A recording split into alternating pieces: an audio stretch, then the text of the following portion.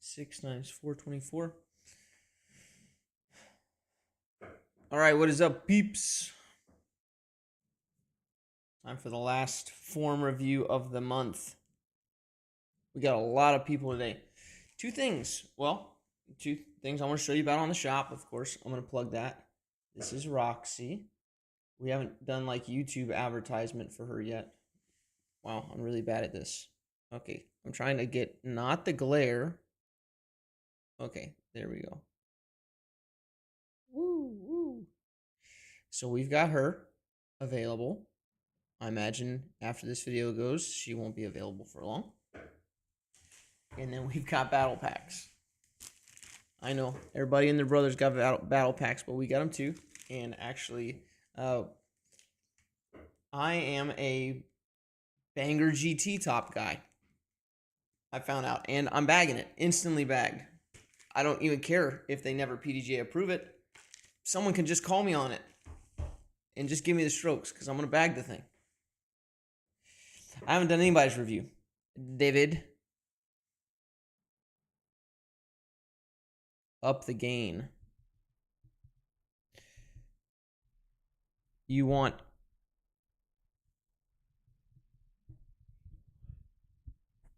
you're the thing that you're asking for is not the thing.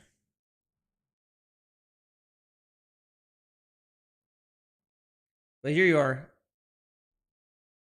David. We get it going. Okay, I gotta do. Oh, I haven't even done this reviewing. Boom. I figured that out. How does it compare to our normal zone? Mikey, what's the difference in the battle pack zones and the more overstable? He's saying it's more overstable. You're specifically talking about, he's specifically talking about the ringer top is more stable. It does look like it's got a little more dump to it. The ringer top does. I'm pretty happy actually with the carry that I get because of the slower speed, but I'm pretty happy with the carry that I get from the Banger GT top. Yeah. So, it's sick. I was parking holes. The stories are gone now, but we had our stories on our Instagram, and I shot a double-digit down rated round, throwing this on a bunch of throwing it on a bunch of tee shots. I mean, 250, 268. Basically, getting like, anyways, decent distance, decent stability. It's nice. It really filled a missing part of my bag. So it's not unworkable, overstable, or anything. So, but yeah, it's nice. Hey, if you're here, I want to know what your best UDisc rated round is. So UDisc rating. I'm interested in that. Okay. David says, been working on lead arm. I've had a huge dip that I'm trying to get rid of. What do you mean? This dip? Oh, I wanted to see if I could get straight to the moment.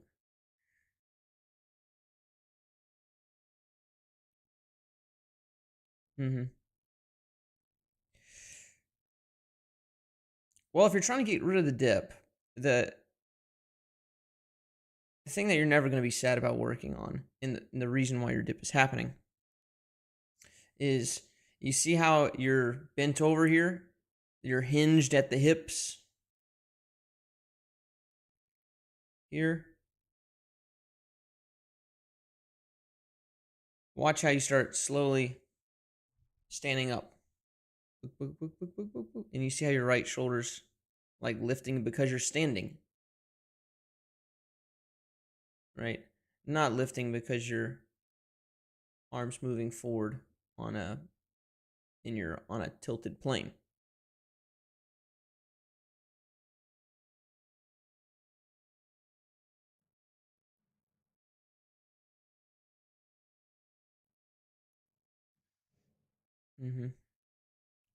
Yeah, the biggest thing I would work on. What is up?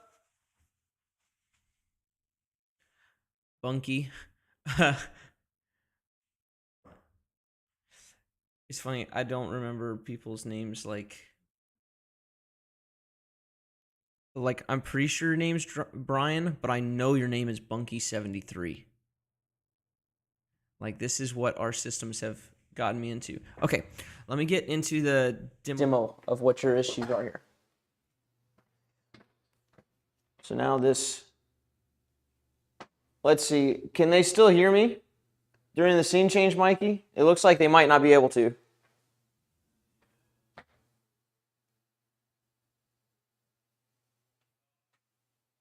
Check, check, check, check. Oh, they hear me. Okay, we're good. All right. So in your throw, you could use a little bit more coil, right? You could continue coiling here. Real quickly, that would be door frame drill. I'm going to open this up. I know I'm not supposed to open this up, but I need to open it up for the drill. So here's door frame holding. They can still see me, yeah? Oh, I can see how much lag there is. Perfect. Here, all right, because your hip's opening up at last second. So work on your coil here, but also when you do this, notice you start with decent hinging at the hips, right? You're starting here and you're starting to coil here, and then you start standing up here, right? And so your shoulders going all over the place, right? Your hand's kind of attached to your shoulder. So any kind of swoop or anything that you're trying to get rid of, well, you're sending the hand to all sorts of crazy place off plane. Instead, we want here and stay hinged at the hips. And then from here, if I'm looking directly at you, you will notice that my head can stay right here. It's not lifting up, right? Don't stand up here. Cover the shot. Protect kind of this space. And so now the hand can go, right? And now my right shoulder is lifting, not because I'm standing up, but because, you know, my swing aeroplane here, that's where my swing plane is. So my shoulder is going to start low, and it's going to allow it to finish up. So sometimes I tell people finish with their hand up above their head. Oh, hey, look at that. We can hear you fine. We're just not listening. This is cool. I don't know if you guys can see it, but I can see the chat over here because Mikey's got the projector set up on there. But yeah, so you need to work on staying over the shot. So work on your coil. Work on staying over the shot like this, keeping your head down. If your eyes start going forward, you're going to start lifting stuff up.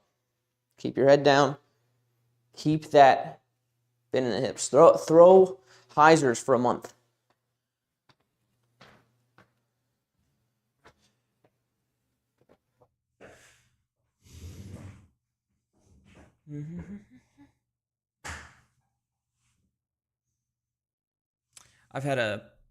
There's a pro that's been in town for a little while, and the whole time he's probably coming in today.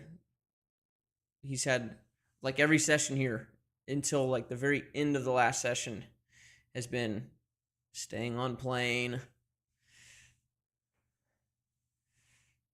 drilling on hyzer, throwing like pure hyzers.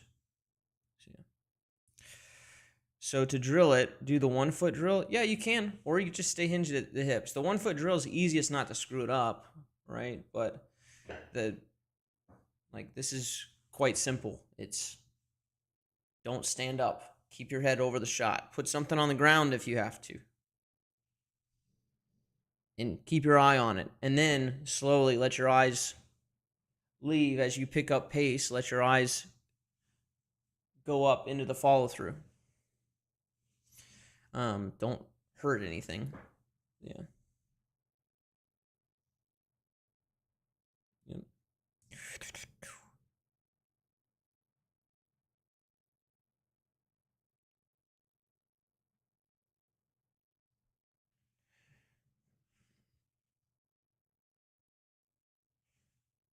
Yep. Oh, I think I need to focus.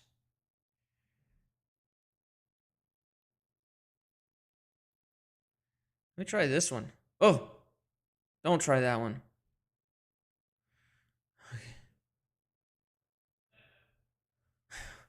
I don't know where it took me. I don't like that. This month, I was working on getting the disc moving faster than my body, reaching back higher, and getting a good stretch in my extension. I anticipate that plant foot being pointed out is next. This month, I was working. Okay, so he's working on hand first, hand passing body, reaching back higher.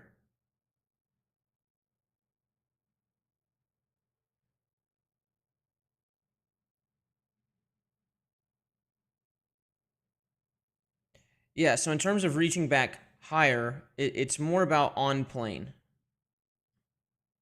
right? Because if you think about reaching back higher, maybe perhaps you start lifting that shoulder up, right? And if that's something I said, I'd be interested in the context that I said it. If I was like, reach back higher. Unless you were like pointed down to the ground, maybe.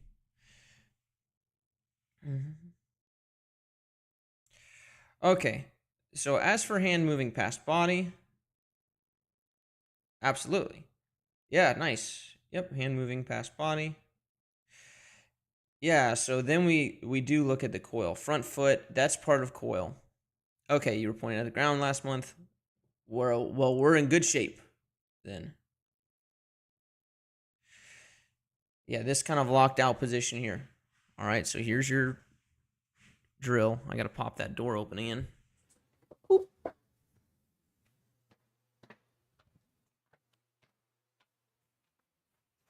Do a little door frame action. Here. Get your posture. So get your hinge on your toes. Grab kind of low here, reasonably low. You don't need to grab up here. And then from here, trust fall towards the target. Your left foot can be a little bit diagonally back. Yep. You're going to be doing this a couple times today. Yep, might be. Could be one of those days for everyone doing the same thing. Could be. Yeah, this just so happens to be my favorite coiling drill at the moment. Most people have access to a door. Yep. That's it. So your feet can be a little bit diagonally back, that's fine. And then trust fall. You'll feel the stretch here. Notice my foot's not on the ground yet. This is also pulling this foot backwards. Notice if you try to stretch this foot out as far as you can go, you're just going to lock yourself out and your feet are going to flare more and more. Open. So you don't have to go super far here. You want to be able to have kind of this natural bounce and athleticism from that position there. There. Let go of the door. You've weight shifted. And now hand throws.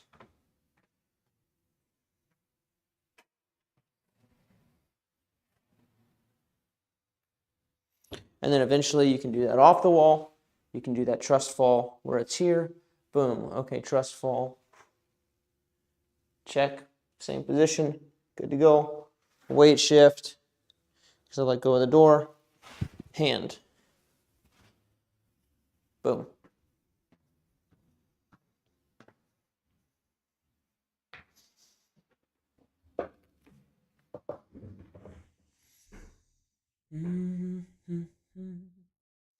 Yeah, and if you guys want to do, like, if you guys want to give me context and you're not going to be here, that little text screen in front, even if you just write it out in a text and then, like, put that, I don't care.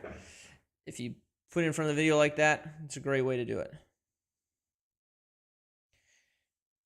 These aren't form reviews aren't a replacement for lessons. It's like, form reviews are a place where I say, here's the problem. What is that? Oh, it's just a line on my face.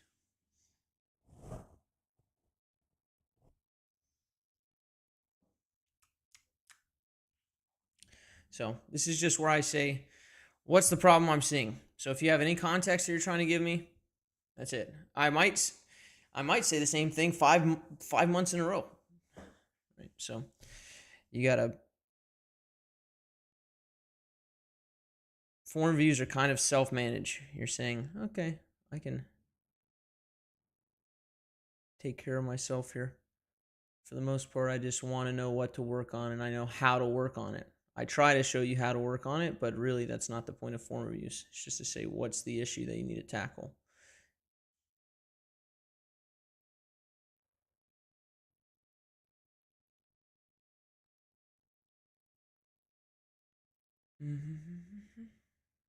Okay, so the next person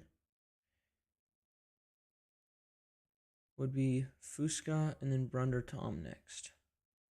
Okay. Reviewing. Okay. I've got side by sides. Why do I have side by sides?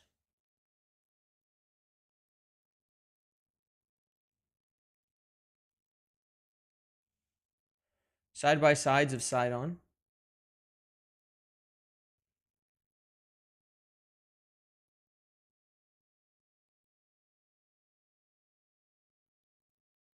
Oh, left one's into the net. See, I knew somebody was going to send me something side by side, left one, or one of them into the net, but I didn't expect it to be into a net outside. Okay. And you're trying to figure out what are the differences because your left one feels way better.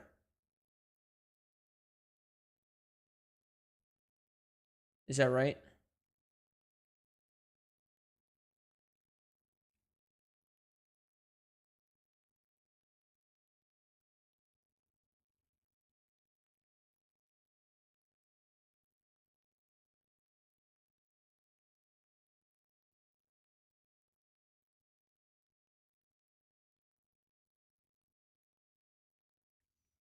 Yeah, I think it's interesting.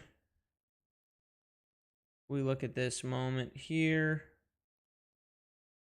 and like we look at amount of coil.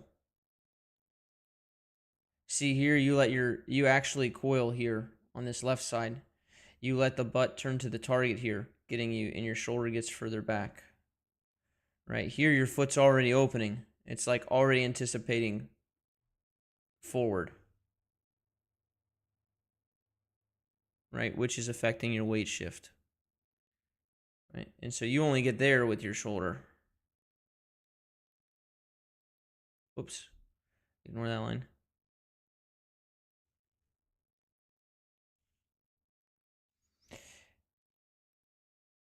But you know, the thing is like we could point out the differences. But like where do you go from here? Right? What's kind of the path forward? It's like, okay, I'm feeling something on the net and it feels more powerful and it feels more correct. And we can look and I can say, oh, well, you're doing this. You're coiling better. Like basically, you're coiling way better on the net than you are on this side. So if I'm like picking one thing, what's happening when we get there? Well, your hips are getting locked out. Your right shoulder's not going this back. And then you end up rotating early into the hit. Right, your chest ends up pointing forward here.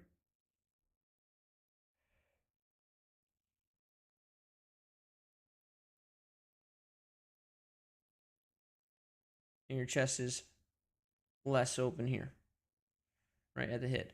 It's not like where we want it to be, but it's improved for sure on the net. So the question is, how do we get from, like, if you had the net form currently on the course, it'd be like, wow, this is way better. So how do you do it? The answer is you have to find a way to focus on the thing that you're focusing on when you're on the net, right? On a course, you have to like brain hack yourself to say what's important here. And that happens when you are on your net setup. That's when you can find whatever that feel is. So Most often that's something along the lines of either a form piece that you're really trying to make sure that you hammer down and you're thinking just on the form piece. Other times it's like I'm just thinking about moving the disc forward, just like obliterating the disc forward, right? It's whatever that same thought process is. And this is kind of, again, these are form reviews. This is not me watching you practice, right? When I have someone one on one and I see them do it, I always ask, okay, that was it. What were you just thinking about to make that happen? And they'll say, I don't know. It's like, okay, well, do it again. And usually I've given them some kind of cues or I've given them some kind of task. And so I'll just repeat whatever the task was. And then when they do it again, it's like, okay, so what were you thinking about? Oh, I just thought about this, right? And when I get whatever I just thought about this was, then I say, okay, just think about this. And then every time they do it, it's like, oh, every time they think about this, the correct thing happens. And so then I say, okay, that's what you have to think about. And then you take that same thought that gets you the result out on a T-pad. But you have to identify what that thought is first. So, and that's kind of different for everyone. The way that you have to go about it is you have to go on the net, record yourself, think about whatever you're trying to improve, check the video, say, did it work? You have to do that yourself by checking in with video. Did that work? Okay, that thought process did not work. Okay, try a different thought process. Okay, did it work? Oh, it worked. Let me see if that same thing worked again. Oh, it didn't work. Okay, what was it? And then you kind of narrow down and find out, okay, anytime I think about this, the video looks good. So I'm just going to think about that. And now you found your cue for making that thing happen, and then eventually it becomes automatic. So it's it's probably the most important piece of form work is getting from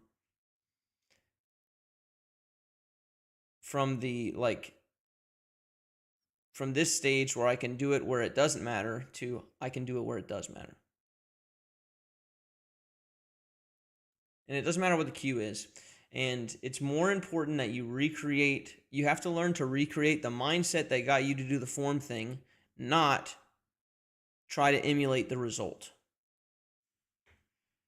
So what happens is people throw 400, if their goal is like throw 400, they think, oh, let me coil better. And then they throw 400. And then after they throw 400, they're like, I think that went 400. And then next they think, I'm going to try to throw 400 again. That's the wrong thing to think about.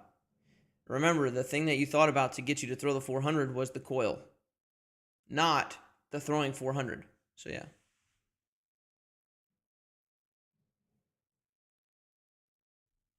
Anders, if you Patreon up today and you get your review in and you go through the steps, then you're good to go. I'll get you in today.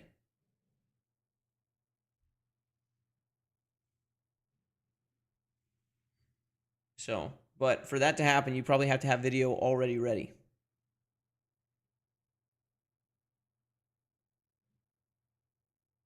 Yeah, you can't think about the line at the same time. You have to miss the line. Yeah. You have to, when you're doing it correctly on the net, the reason you're doing it correctly is because it doesn't matter if you think about the line, because you're going to hit the net. So your mind literally forgets about the line. And that's why you're able to do it. So you have to be able to forget about the line on the T-pad and know you're going to miss the line. Doesn't matter. Is the form correct? Does it miss your line by 10 feet to the right? Doesn't matter. Really doesn't matter. It doesn't matter on a net. So you can learn to aim that later. But if you are constantly aiming, you're never going to get the improved form piece. Your body knows how to aim. Correct ways and incorrect ways. Mostly incorrect ways. So yeah. Okay, Brunder Tom's next.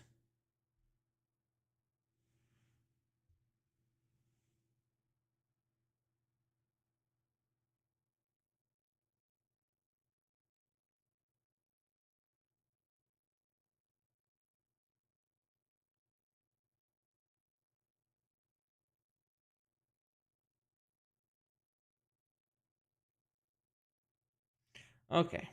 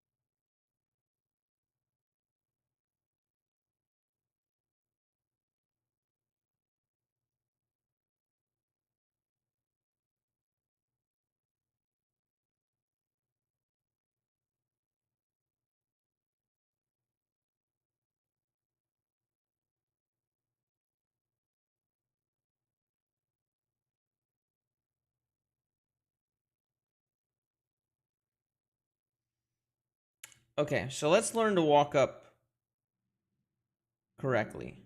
Because we've got X step issues, but that's kind of let's take you down to a 3-step, I would say.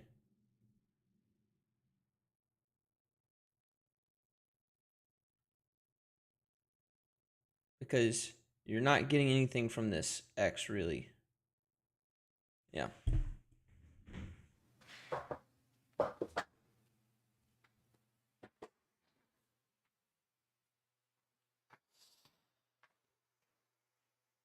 All right. So we're going to start side on in our posture, right? So that's hinged at the hips.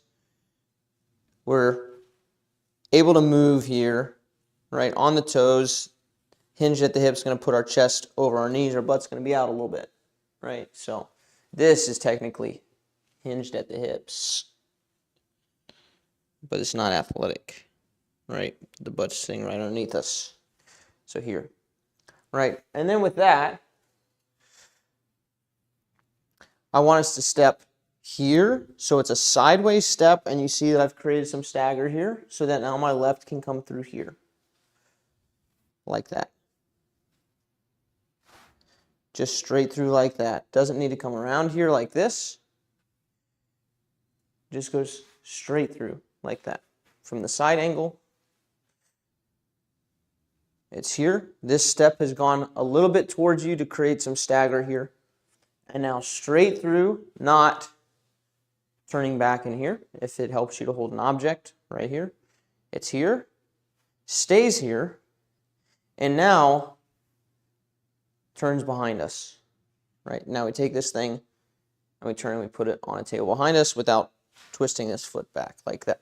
Okay, so it's athletic posture,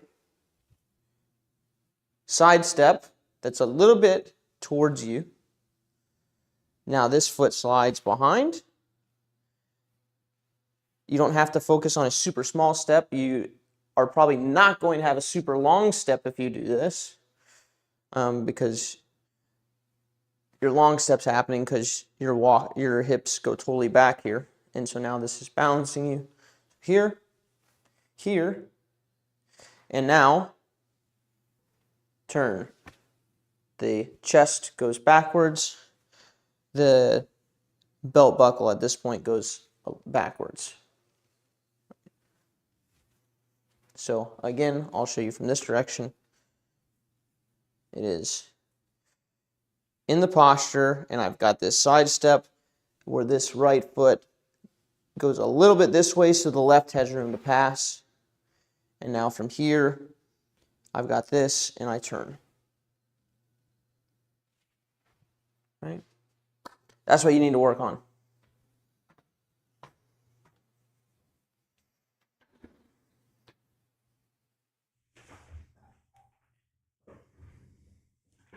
Do that about 1,000 times, and you're going to be in good shape. And then you'll be ready for the next tidbit of instruction.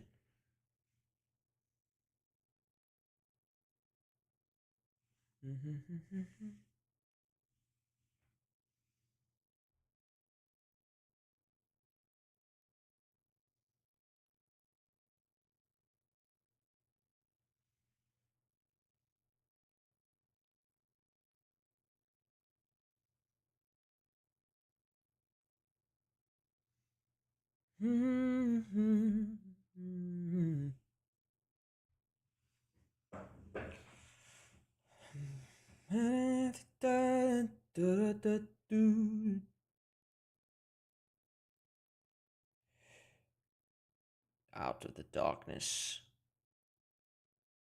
cyanide.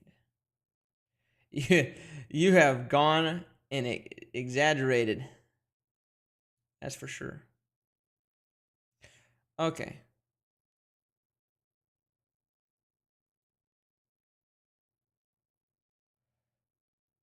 Nice coil.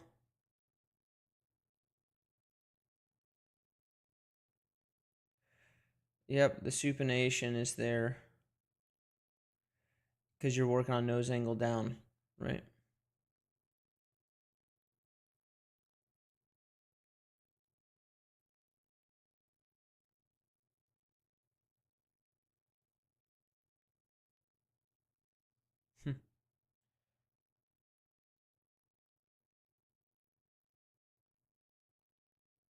Oh,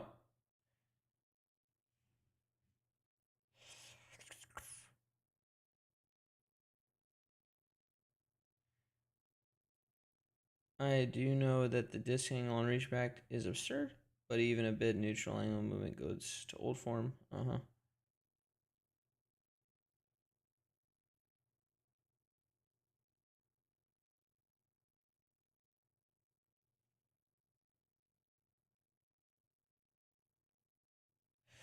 Yeah.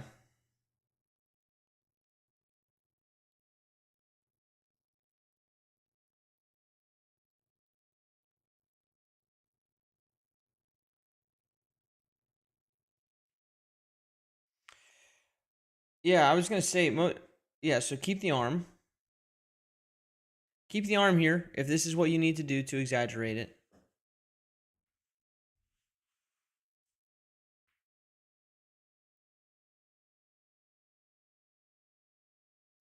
And then fix your tilt.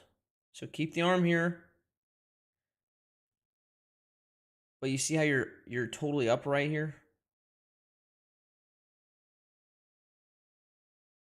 Where's that other one?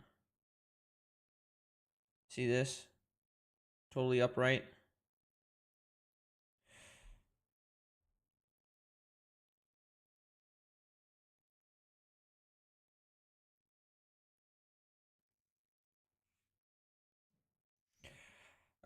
We can pick our poison here. You want to be compared to Simon Lizotte, a 16-year-old girl.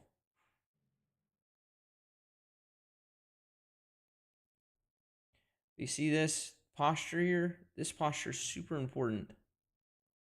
And everything you're asking about the left leg and all that is based on here. The left leg is a counterweight for your body. So you've got to get into this posture.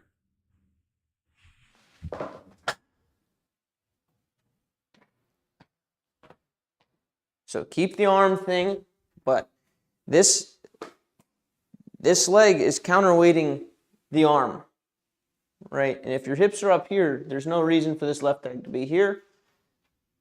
It's boom, boom, here.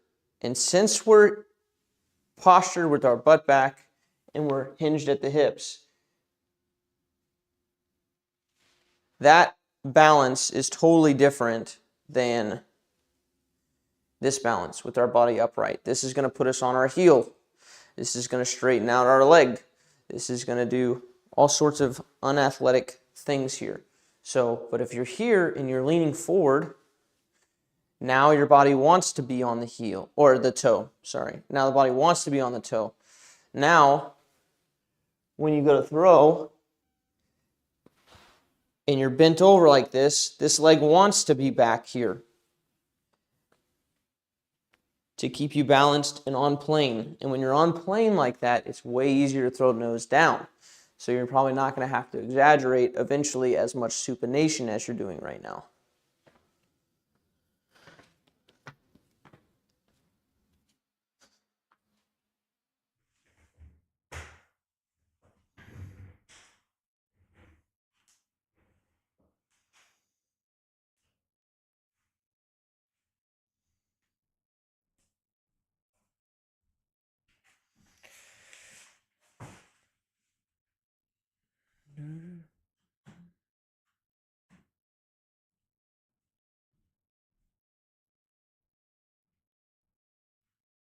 Would that fix leaning also? Yeah, it's gonna fix weird leaning. Technically, it's gonna feel like you're leaning forward, but yeah. Okay. Hey Josh, just a quick question. Just want to make sure I understood correctly. I think in the Drew Gibson video, you said not to turn / twist your legs when you are about to throw because it can cause injury. Question mark? Because it can cause injury? One, it's not a powerful source. Twisting your hips like that forcibly before your hand goes is just way slower. You're gonna collapse the pocket. No, no bueno. So from a power perspective, it's not the best thing. And accuracy, especially because again, if you twist everything else forward, your hands out here, and then you're gonna have to go around. So, and then yeah, if you twist your, if you have weight on your front foot, and you are trying to twist it, your foot is pressing against the ground, and then your knee is caught in between your foot and your hip, right? So your foot's trying to stay in the ground because you're weighted, and you're gonna pop a knee, or you can. I'm not gonna say that you will with absolute certainty, but there's lots of reasons not to do that motion.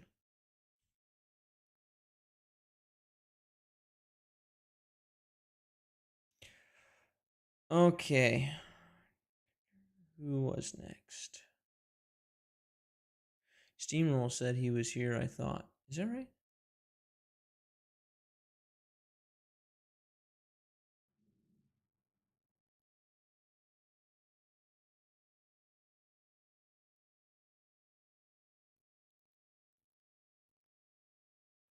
No, maybe I just imagined it.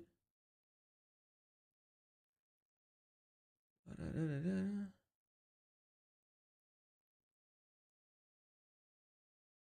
Okay.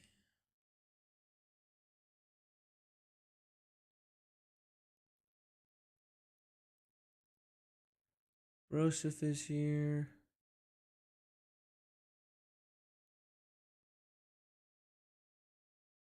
Yeah, people got up in arms about that video. It's fine. uh, it's just like a lot of context. It's funny because like the next,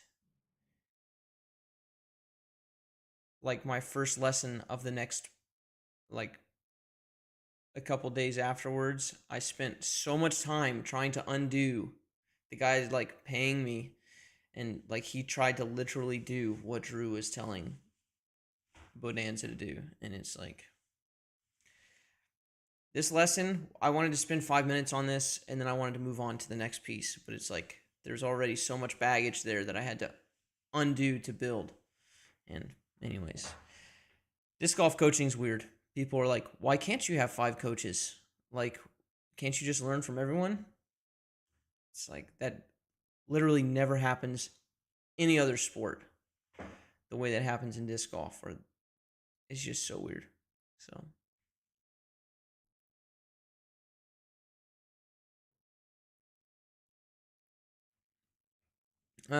completely Corey, it totally depends on what the swoop looks like.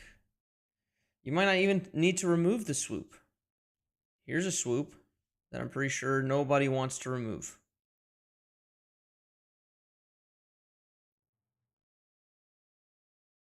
Question is, why is it happening?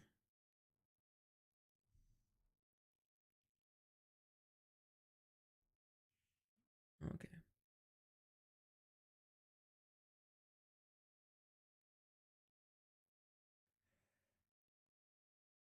Okay, Cam is here. Well, you're all here. I'm going to click on the first one that I see. Okay, bros, if you're up, dude.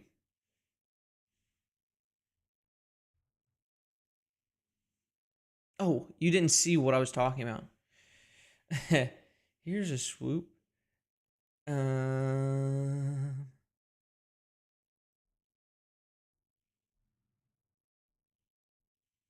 Here it is. Sorry.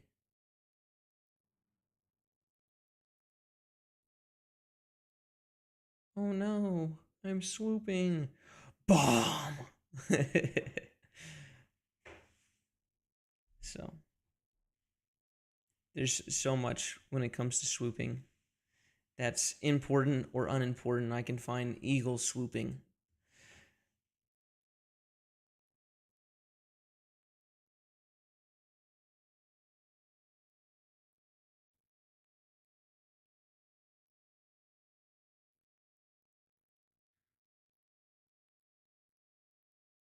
Mhm.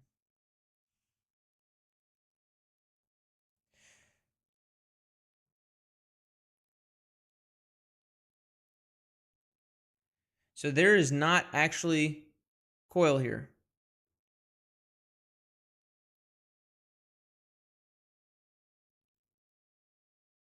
The hand is going back, right? But look at how small the shoulder goes back. How small? You know what I mean. Right, watch this. Right, the hand is going back way more than the shoulder is. And the hand, this is where bad swooping would happen. Um,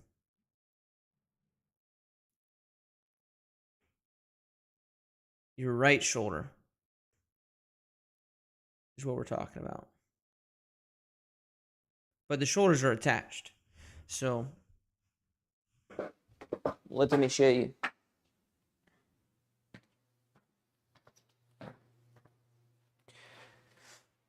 So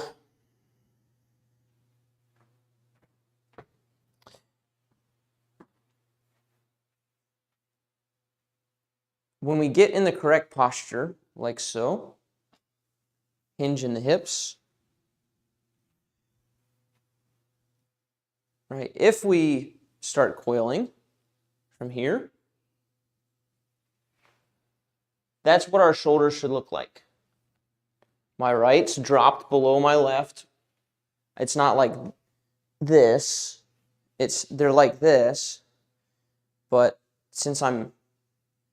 if I just turn straight back upright, which you can see that your shoulders are fairly level because you're too upright. Well, if I do it like this, turn back like that, they're level because I did my turn, my unit turn, my coil upright.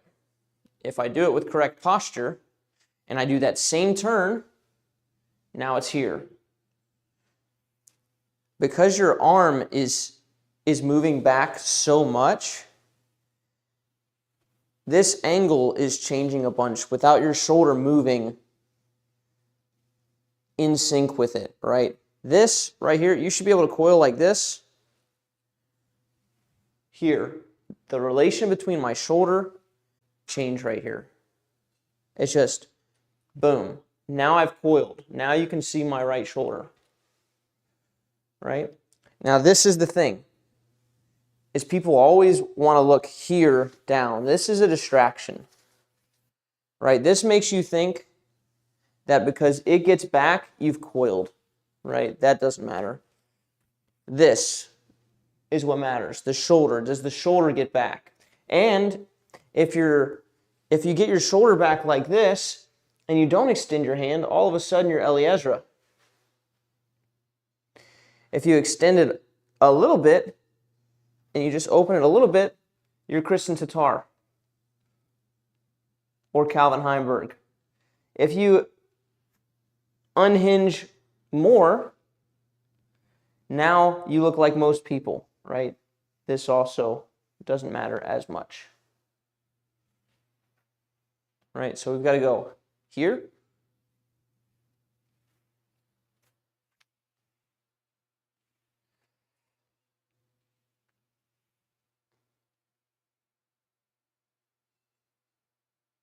And that's correct. So it would be better for you just to do this. You would throw further if you did that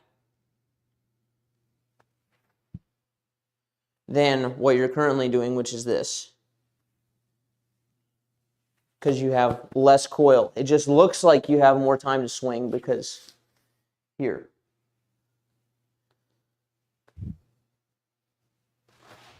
So get this coiled, get this hinged. That's what you need to work on.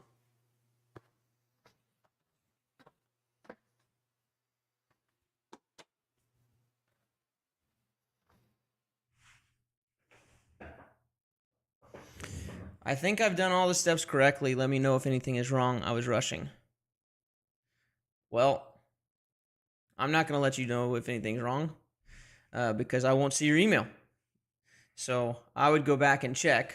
You got some time. I would go back and check that you did it correctly. Just reread the steps, check through. And if you did, then we'll get you in. But yeah.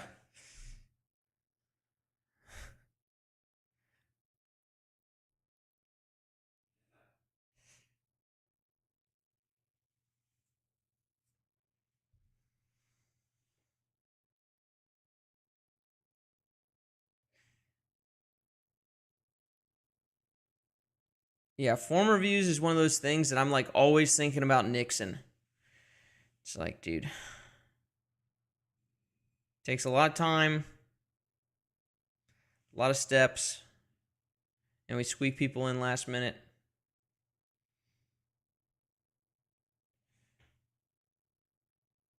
Okay, Maxwell is here.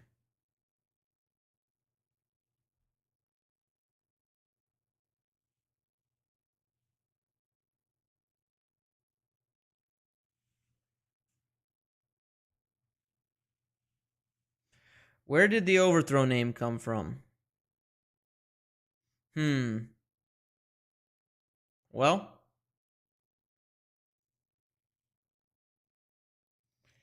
I can't tell you the full story there because it didn't come from a great place, I'll tell you that.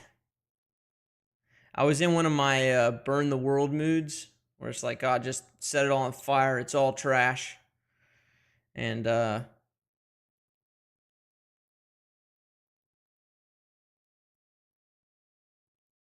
so working on brace timing and tilt with the smooth fade. Nice. Good start to the posture.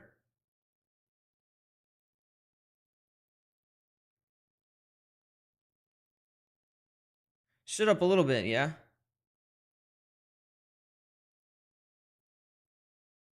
See, here's a bunch of hinge, and then you stand up here, and then you're going to try to drop back down into it.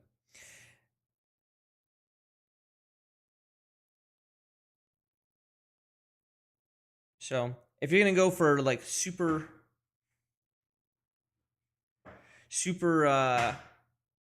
over like this, it turns into like glidey form. Right? So you probably don't want to hop here. Yeah, it's cuz you're trying to hop here. Right? So my vote would be either start, dare I say, a little more upright and maintain the hop. Or glide through a little bit more.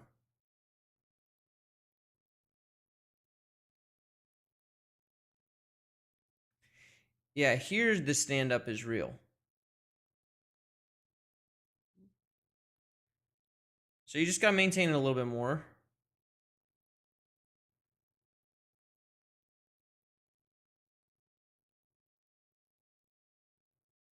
It's very Macbethian in terms of its setup. Finally put Paul in here from our camera footage. Phone footage? Mikey's phone footage at Texas State's last year. To here, not standing up at the hips through that. And this is on a huge Anheuser line. So there's some stuffs to take into account there, right? But yeah, now not all of Paul's stuff you want to try to emulate, but we're just looking at posture here. So remember, he's throwing a line that approximately looks like this, like super up in the air.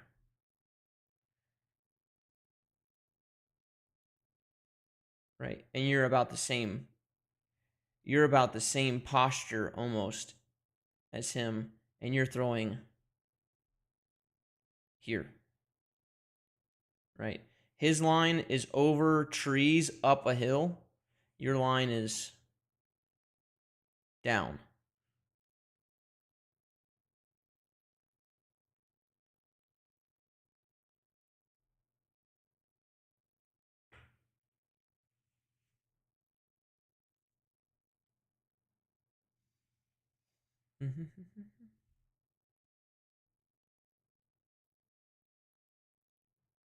Or you can do more of this, where you're kind of inside of it, and it's like a smaller kind of hop, more glidey forward to keep you in that posture. But yeah, you just gotta keep grinding on it. You're on the right track. You just need more time in it, and be fine throwing huge hyzers. Like, it's probably not super helpful for you to do it's not hurtful, I would say, for you to do stuff into a net, but like being in a place where you can keep your head down the whole time and you can throw up on that hyzer line.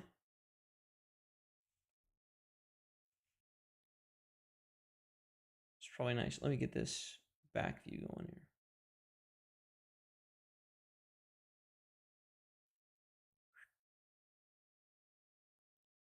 Here.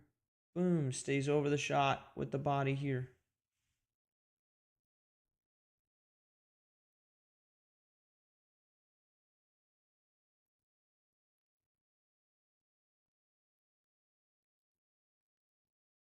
Yeah. It's getting there.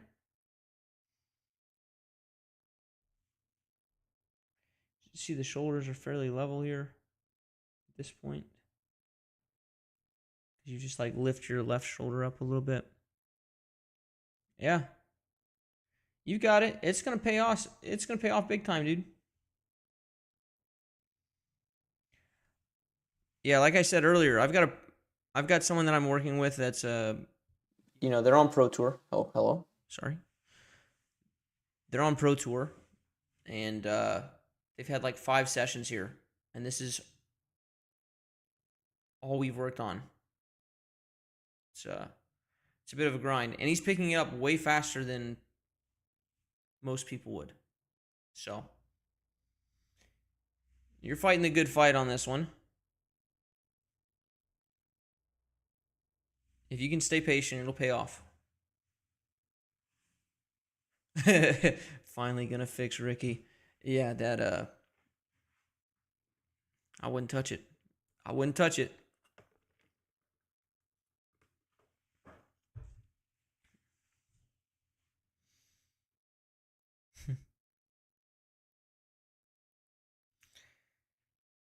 I heard a story recently, and I won't drop the source because then that would trace back to some. Anyways, they'd find out who I was. They could find out who I was talking about if I dropped the source. It was like, hey, basically, I want to talk to Kristen, and the guy was like, what? Why? Like, why? And he's like, yeah, I want to fix her backhand form. It's like, bro, what? Like, no, we're not doing that. What are you talking about? I'm especially not going to be the one to put you in contact with her. And this is someone else telling a story, not me. I can't just call up Kristen. Don't think I can. But yeah.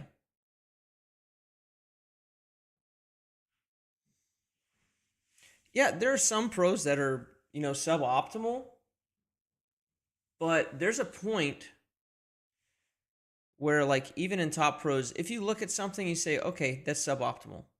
right? Like you can say there is stuff inside of Drew's form. Like there are a lot of coaches that look at Drew's form and say, okay, there's stuff inside of here that is suboptimal. Um, but do you try to change Drew's form? I wouldn't. So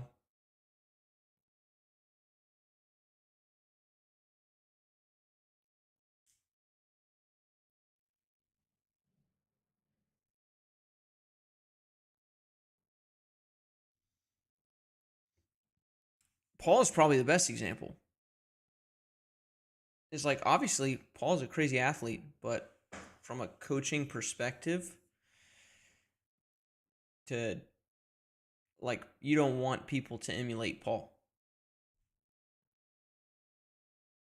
It's like you're basically asking people to collapse a pocket, you know.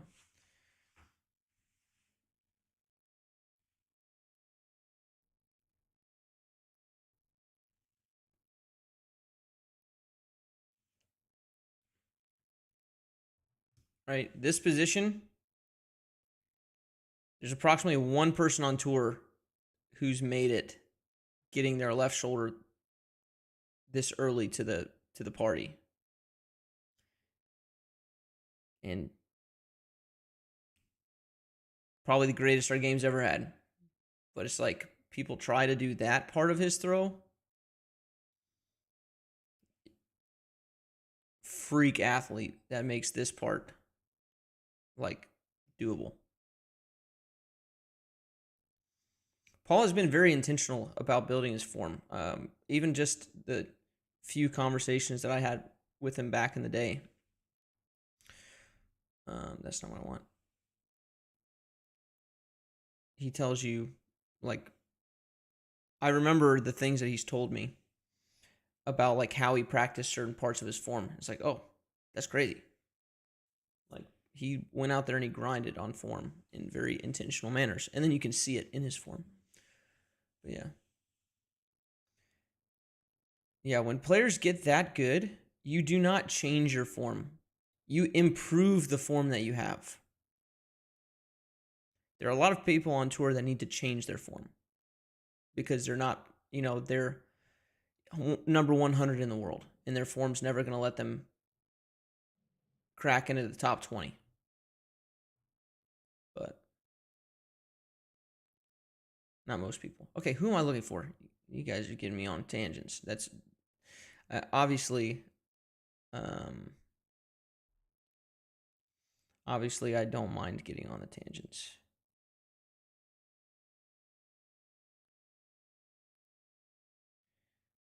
Oh, this is that hole at what's that course we played with Dylan?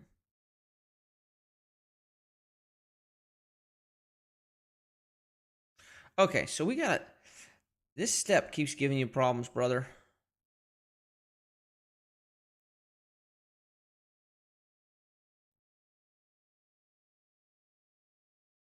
And I'm talking about this right step. Got good body posture overall. This right step is just so forward facing. So oh, okay, never mind. That's not the one that we played. I was totally wrong.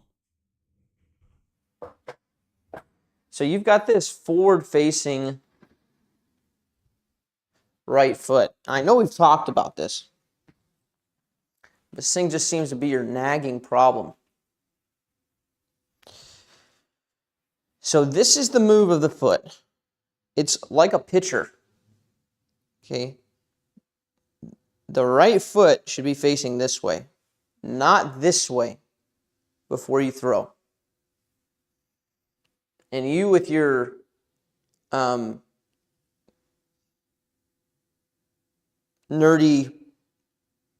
biomechanics background could probably think of it this way in a way that most people don't. This needs to be purely abduction, not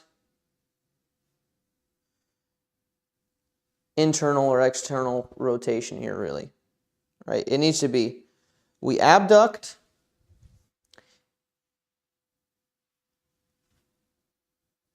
and we open this foot forward here, I guess by slight external rotation on the back foot.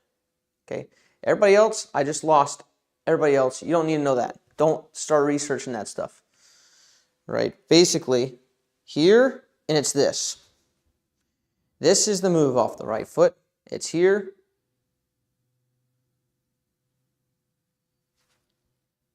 And there. You do not open your hips this early.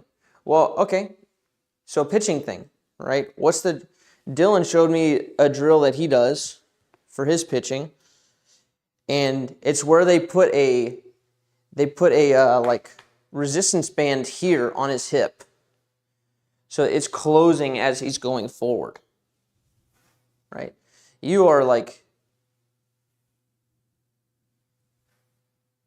I guess that would be internally rotating this back foot into this, instead of keeping this closed, like twisting the opposite way off this foot. But either way, basically, you need to go here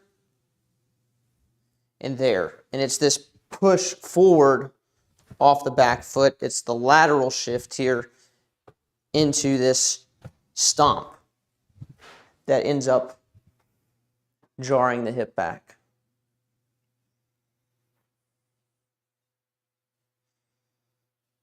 Trying to get your left foot pointing more at the target.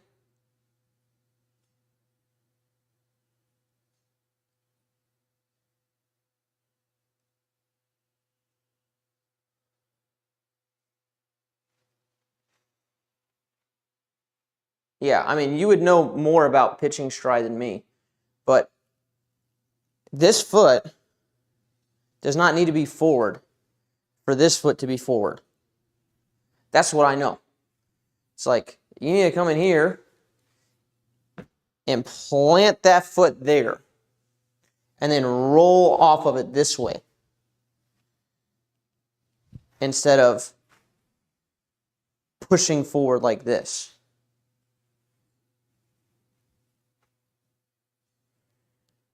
Is it cool for the left foot to be diagonal to target? Yeah, it should be closed probably about 15 degrees, 15, 20 degrees closed.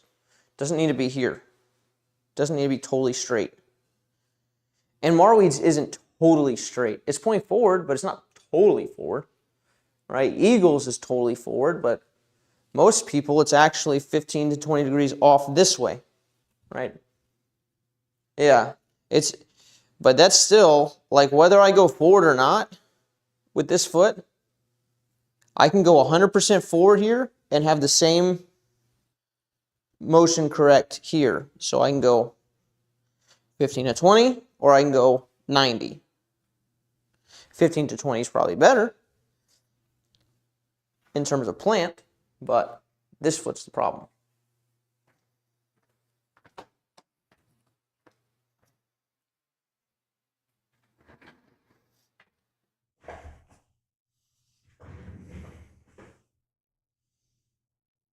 Mm-hmm.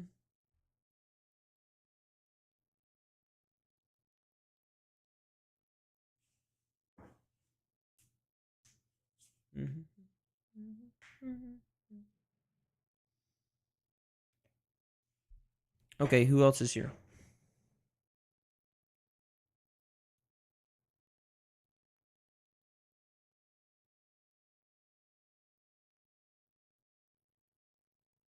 Cuckoo Lane here. Has the hip smack motion improved? It can't really improve that much because your foot's already forward. If your foot's facing forward, your hip's not going to be loaded back.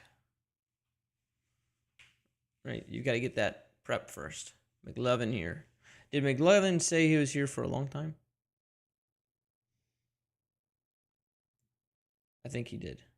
I'm going to go McLovin and then Cuckoo. Cuckoo Kachu in the big old blue.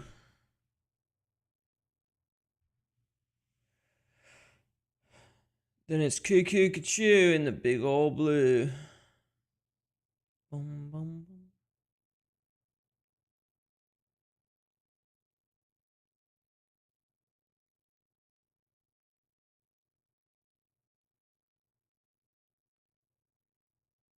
Mm-hmm.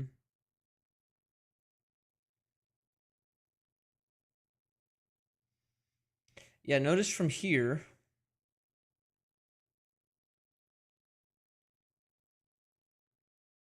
how the body starts squeaking forward and around. See that feel? I can see the feel. Doesn't make sense when you say it out loud, but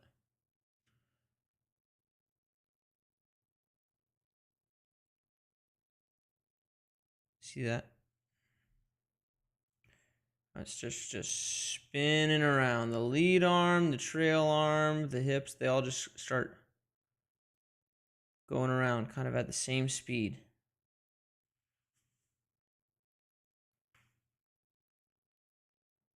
First month we talked about no hips. Last month the hips moved too soon. So like rounding. Yeah. This is when we talk about rotation, rounding, it's all same combo basically.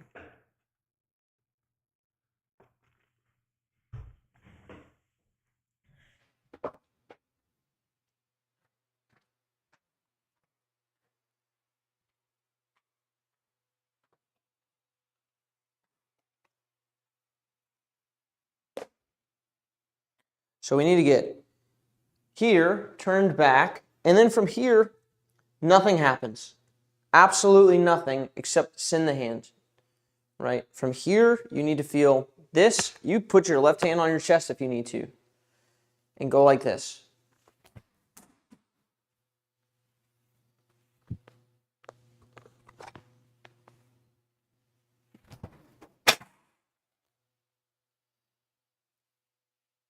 What happened?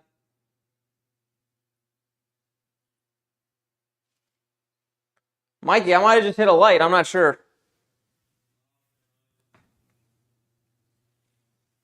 They're going to have to tell me. No, I just heard something weird after I was doing my drill.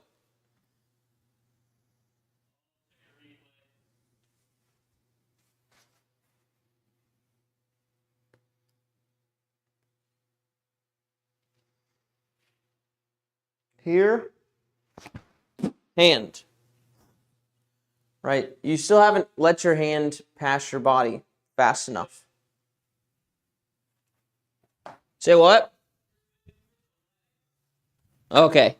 I knew that I hit it coming off the enclosure just because of the sound, but I didn't know what happened. Yeah, this thing's like anything within the enclosure is not safe. Not when I'm doing this drill.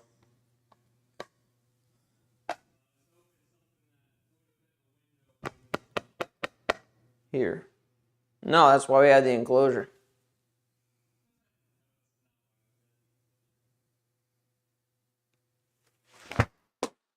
You just have to learn here, right? Most people go here, they get their elbow here, and they do this.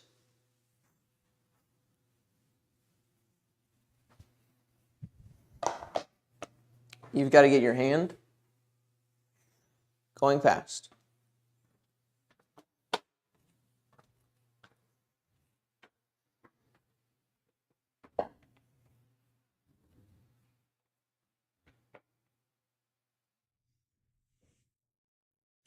I couldn't do the pivot grip drill without hurting my elbow. That means that you're probably punching. So moving the arm a little faster, a lot faster than the body. The arm goes twice as fast as the body. The arm doesn't go with the body, the arm passes the body. And you have to think of it that way. You've got to think that the hand is just going totally on its own.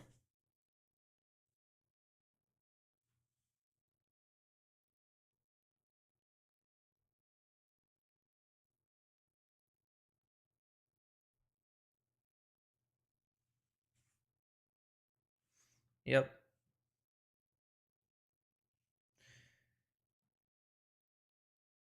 They were in the wife was in the bathroom getting ready.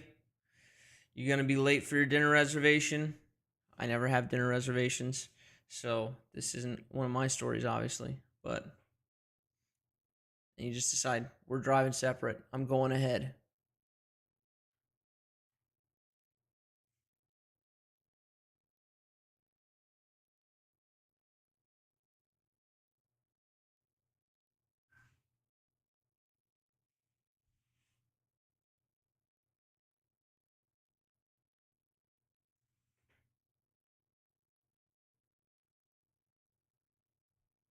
It's counterintuitive because nobody actually like leaves their wife in that situation to just drive separate, but it's got to be done concerning disc golf.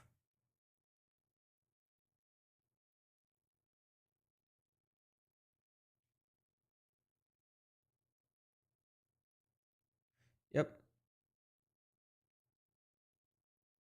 Yeah, so a lot of good stuff here, but I would say the same thing here. It's like there's this force field where you can see the hand just can't pass the body anymore for some reason. Thanks, Adam. We appreciate it, brother.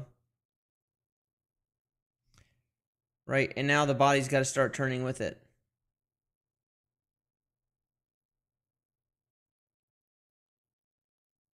Right, this is the exact point that the hand's got to continue moving through. You see how you could tie a string or like put a metal rod attached from this left shoulder to the right hand, and it's just like they're so attached with what speed they're going.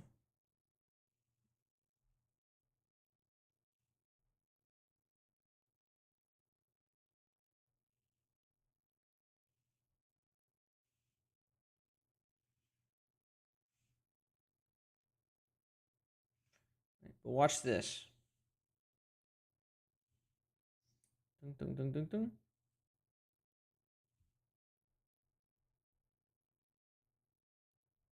Watch this. How slow the left shoulder's going. And the hand's just like, I'm going, bro. I got to get past this. I'm going. The left shoulder's even moving back here. Hand's like, I'm gone. I'm getting way past this left shoulder. Right here, left shoulder's like, wait for me. Right? And so now you get up to this point to where the hand just hasn't separated enough from the left side. Here, like huge separation.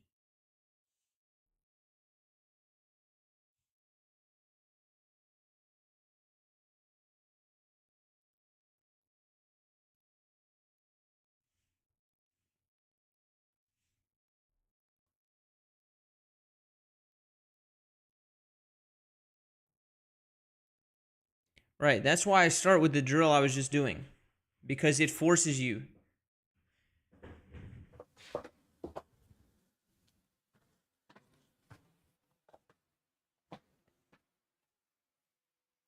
This is 100% arm. From here, if I keep my chest back here,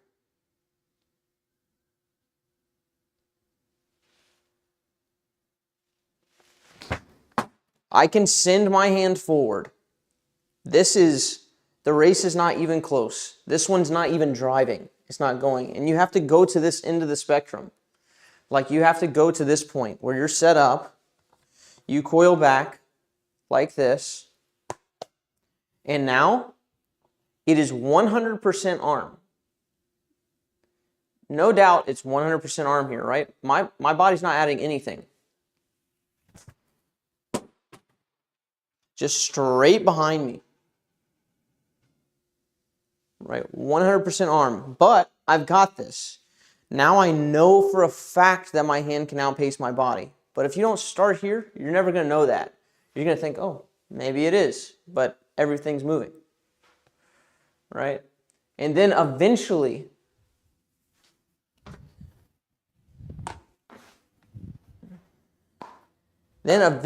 you can say, okay, body, you can go. Like, I'm still going to dust you. Like, the hand's still going to win, but I'm going to let you go. and then it looks something like this. And now my hand's here by the time it hits, and my shoulder's still back here. And from here, by the time I get here, this shoulder, since it's connected all the way here, is actually weighing on my hand and pulling my hand back. Right? So now we allow it to go so it doesn't hinder the hand. But the hand goes. On the backhand side, arm speed, hand speed, legit.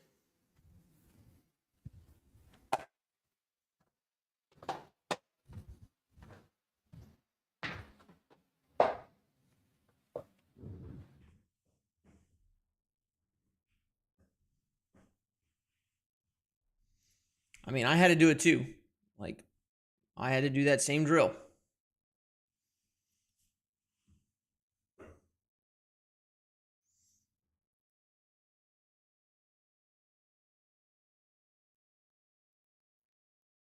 Do you think about stopping your back shoulder? So I just, everything was stopped. I kept everything there. It was 100% hand. I anchored everything. And then I went hand. So yeah, absolutely.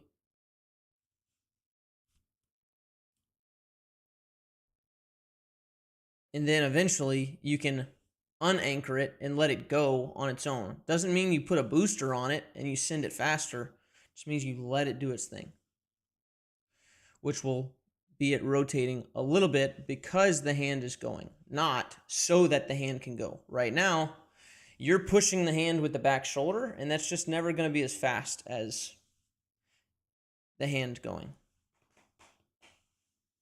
I'm saying you to Adam, who's not the person I was just phone reviewing, so it's kind of confusing. Do you think it would help if I try to keep my head looking forward instead of following the disc? So I just had my head position in the place I would do it. My attention is back here, and then I send the hand as if I'm throwing behind me, right? So I'm looking this way, and my hand's going the opposite direction. That's what I would do. And then eventually, when you let the shoulders go, the head's in the middle of the shoulders, so it's going to start turning forward a little bit on its own.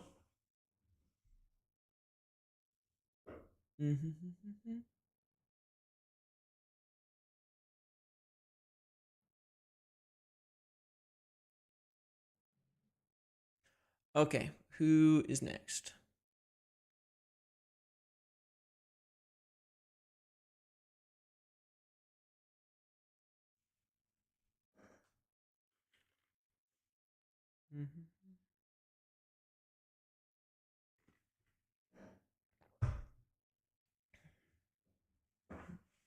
Absolutely.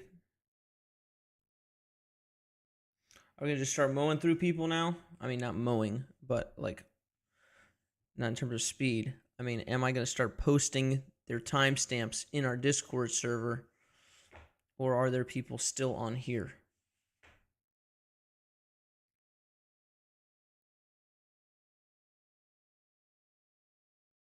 Seems like everybody who is watching live has already come through, perhaps. Did you get that guy uploaded here? Okay. He's here. There he is. You did it.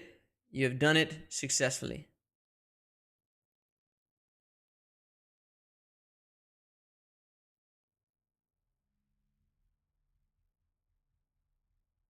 Oh, Jan is here as well. Cool. Jan, you'll be next.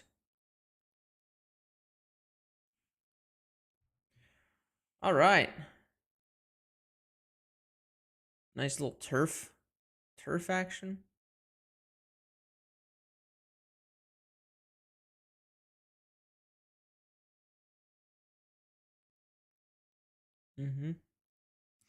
So first thing I would work on would be posture here.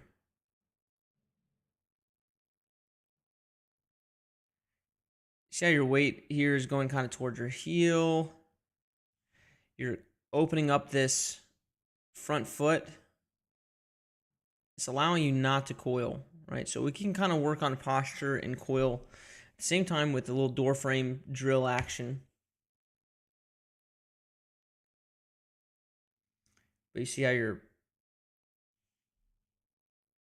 we can tell like how your feet are out here, your hips are kind of like locked out, like that. And it's limiting your shoulder coil. So that's what we need to work on. And then we can start working for you after that on the hand being fast.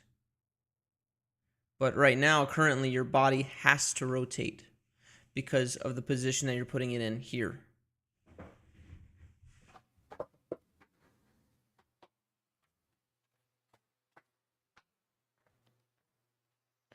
Right, if I'm here, like this, one, I can't coil back any more than this. I cannot put my shoulder any further back than that. That's all I got.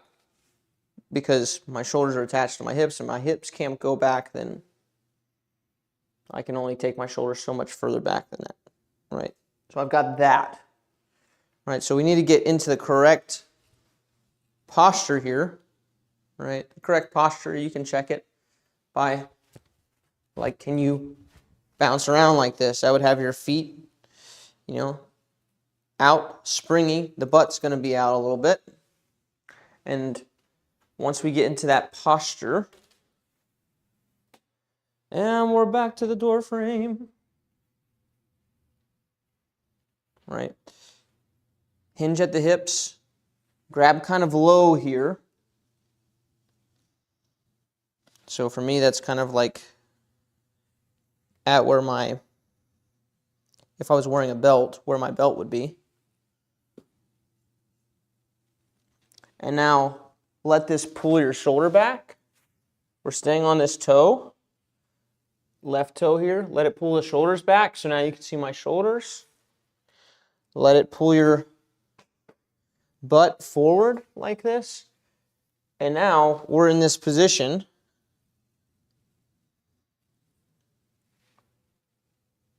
where our body will let us not be locked up.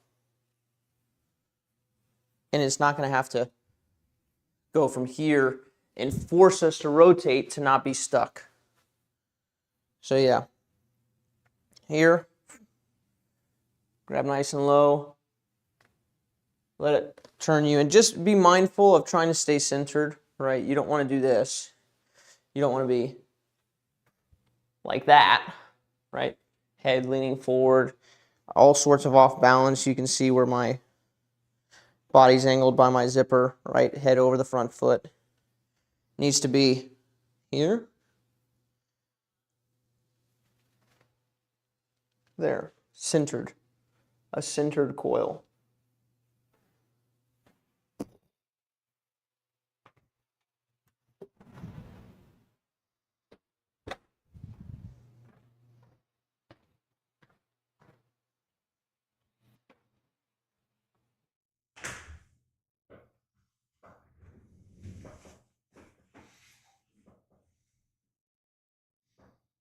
How was it getting through the overthrow form review hoops?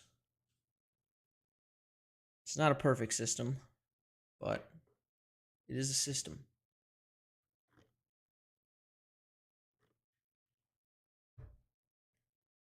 Meant to get you to the right place and to make sure that the wrong people don't get to the right place. Yes, posture, door frame, and then take it off the door frame and try to maintain the same posture.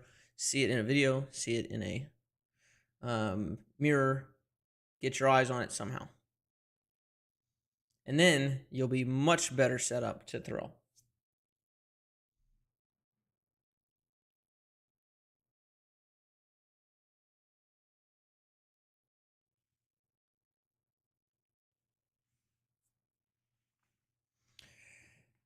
Sometimes I feel like I'm ripping the disc fast, and I watch it back, and it looks so slow. How make faster?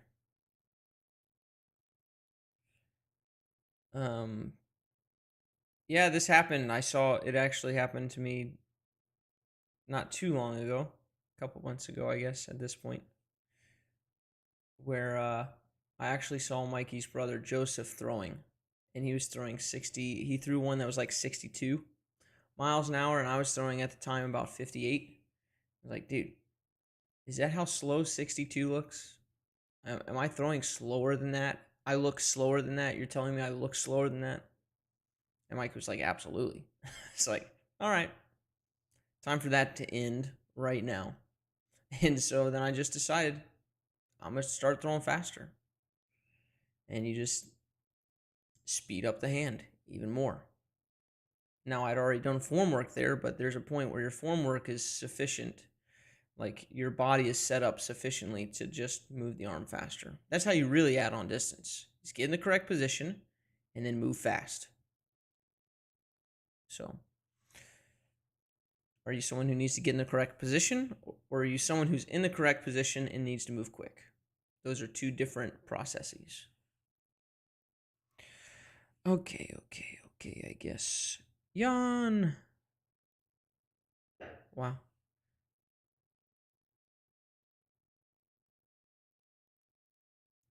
Yeah, that door frame drill is actually Seabass inspired. He's got a door frame drill that I haven't watched in a long time, but it's got to be very similar. I might be doing the exact same thing he's doing. I'm not sure, but it's definitely my favorite drill on that.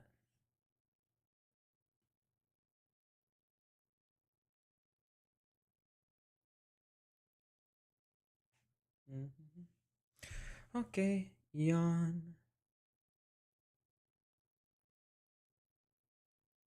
Clean?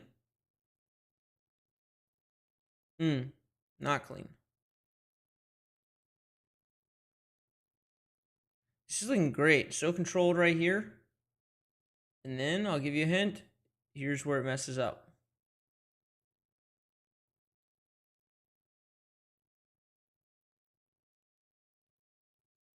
Right here.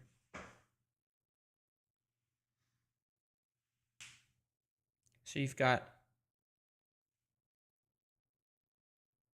where the hips open up here to locking out. Right? But you were in good posture before this.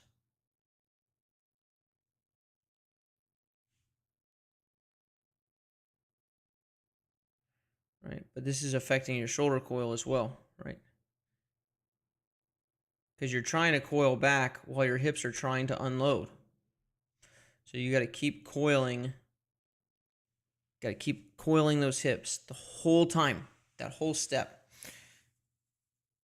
The attention with the eyes is in a good place. You just got to get your butt forward, right? So at this point, try to turn your butt towards the target. Like this left butt cheek, just keep it turning. Turn and show more and more and more of it to the target. It was super interesting to me. I was looking yesterday at Eliezra's slow-mo again.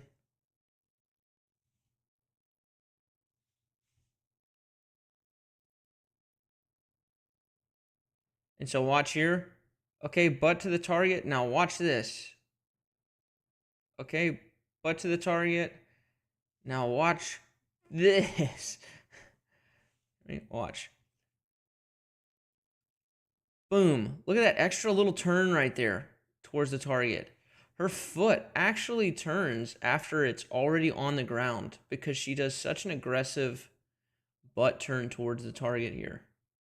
You see that? It's like, oh, you got to feel like this.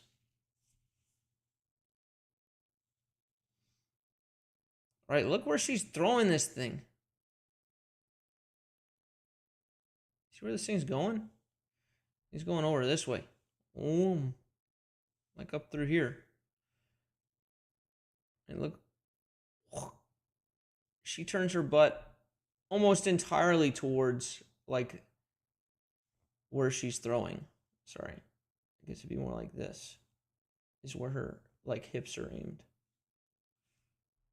Right? Not most of us aren't going to be able to ever dream of doing this. And when I say most of us, I mean like this is upper 1% right here. So if we've got a higher concentration of the 1% watching the overthrow channel, then maybe 2% of the overthrow viewers. But That's crazy, right? Oh, not you. Right. So when she's turning more, you're turning the opposite way. So you gotta coil the whole time. You gotta spend the whole time going back towards the target with that butt.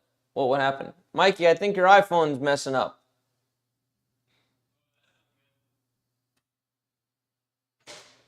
Dare I say it's very much.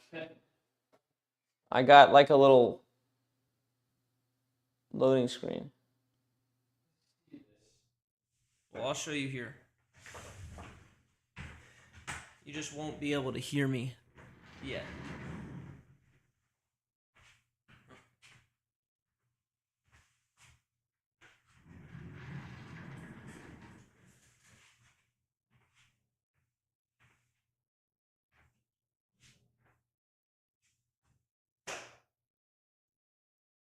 Forward. That's a lot forward right there, right? Put your hands on your butt if you have to. I don't care what you have to do. Get the butt turning forward.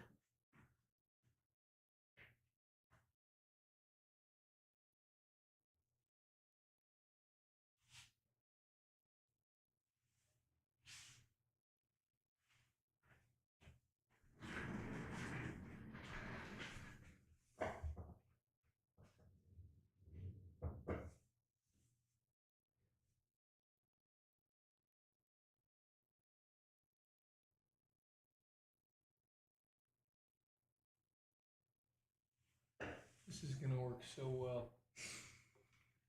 You like reset.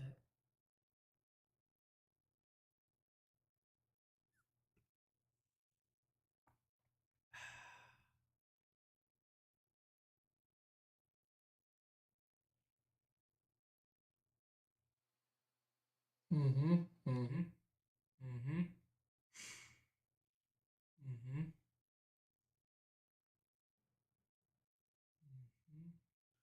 Yeah, I mean, if we have to do everything from the desk, then we're good. We'll just switch to this mic probably the whole time.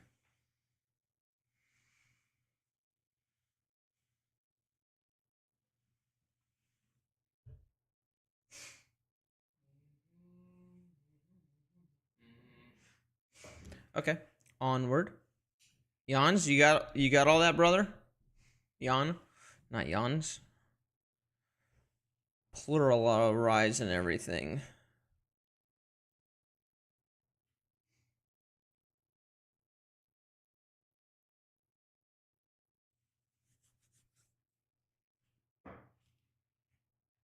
Thanks, CX. How much briefcase is the right amount of briefcase?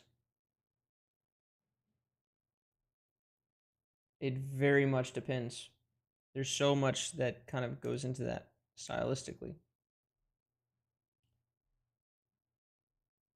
Again, how much briefcase? She carries her. Oh, sorry. She carries her briefcase a little awkwardly.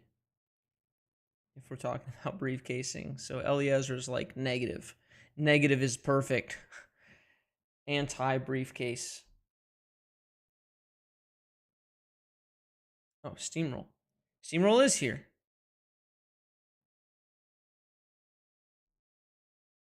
You cut off your hair. It's all gone.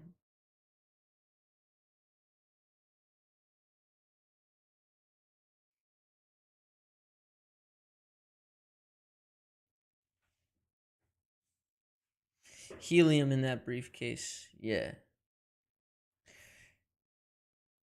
Yeah, we got to look back at our posture.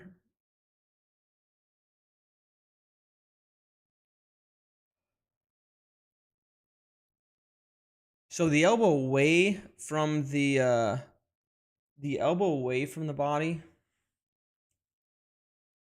does not mean that the like to lift the shoulder up.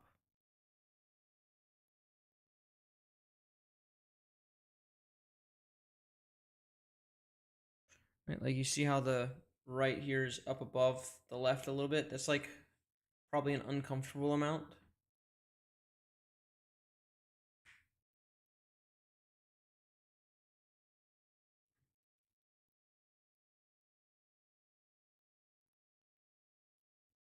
And then you see how the shoulders are level. This is kind of an indication that we're not on a nice little tilted plane.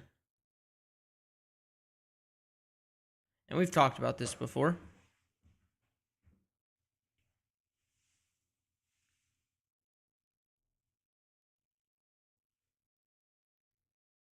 Mm-hmm. Mm-hmm.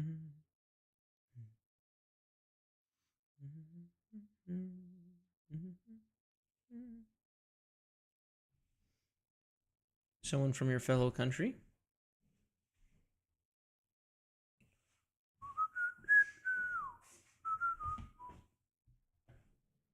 Here. The cheat sheet. Yeah. Towards the heels. Right. This is all posture stuff. Towards the heels here.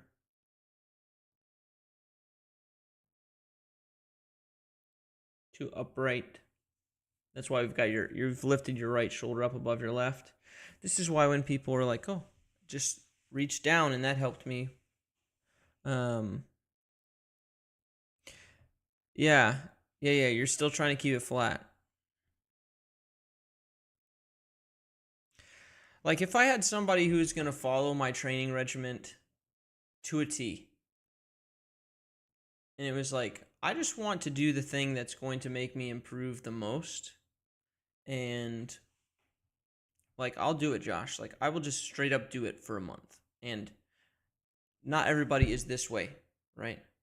Especially like for example,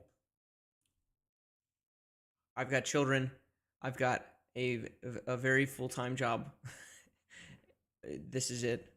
And so when I go out to play, I don't always want to, like sometimes I mess around.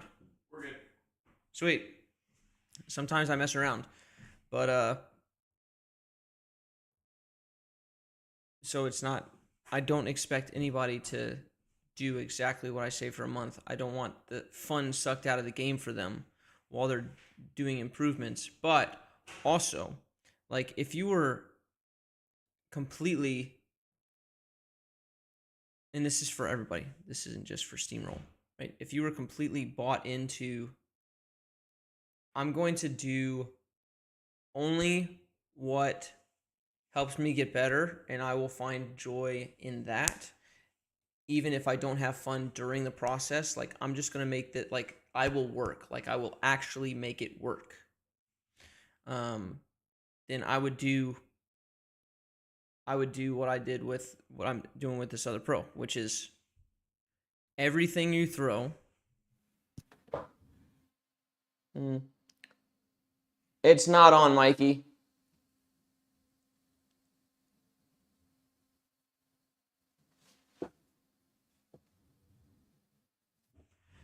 Everything you throw would be on a hyzer for the next however long. Boom. You could throw hyzers and you can throw forehands. That's it. It's like if you're throwing a backhand, it's going to be a hyzer angle. If it needs to go right, you're going to throw something flippy. And like, but everything that you throw is going to be in this posture so that we can get this swing plane ironed out. And until you can get that swing plane ironed out and you can get that posture, there's nothing else to talk about, right? That's the attitude I would take if someone had that mindset. They were like, hey, I want to go all in. And that's the attitude I have to this pro that's in town. It's like, okay, this is what you're working on. Now, for the next 30 minutes, you're going to continue working on this. So.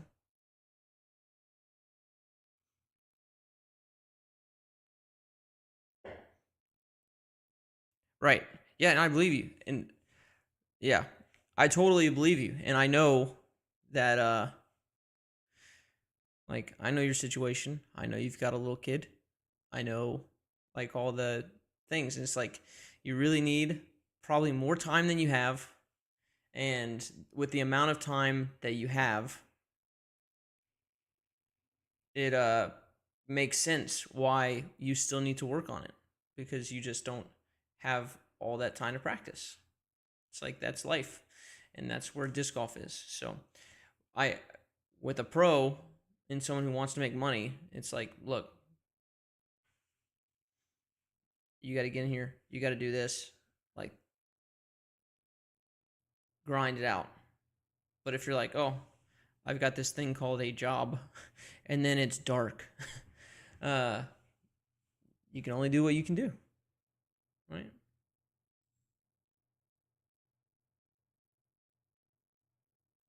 Yep. Yeah, I'm not dogging on you at all. I I hope you know that. This is um this is me taking an opportunity to tell people, like, there's just stuff that you don't get to move on to the next thing until you get that part down.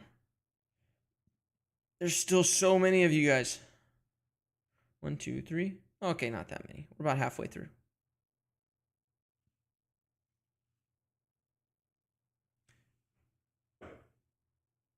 Yo, Mikey. Yeah, it's not. Is there any way to estimate arm/disc speed without a tech disc? Yeah, you can go. You can look at the how far it goes.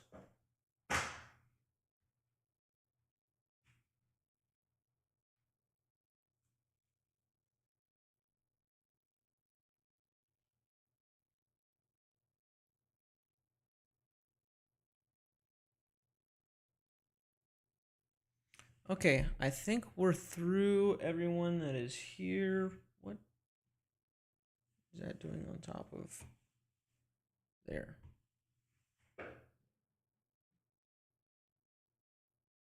Right, exactly. Thank you. Time to cook now.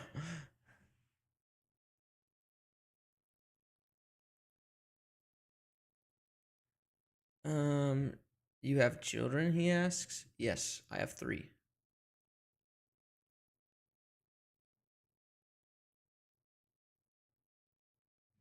Okay, I need to go here. I need to start inputting names.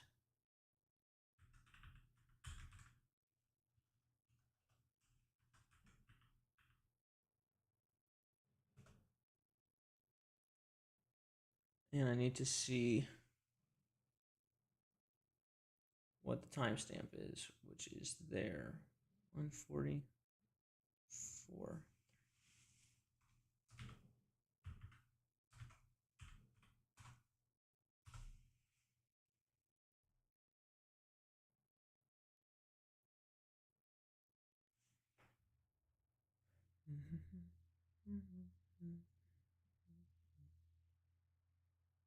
Loading, loading, loading. There we go. A lefty.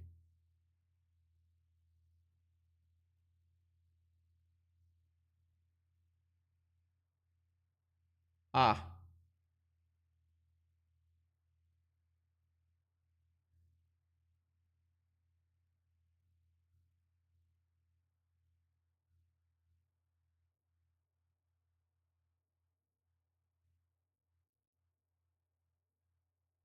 So I'm going to make some assumptions, and most of you are going to see how I got to these assumptions.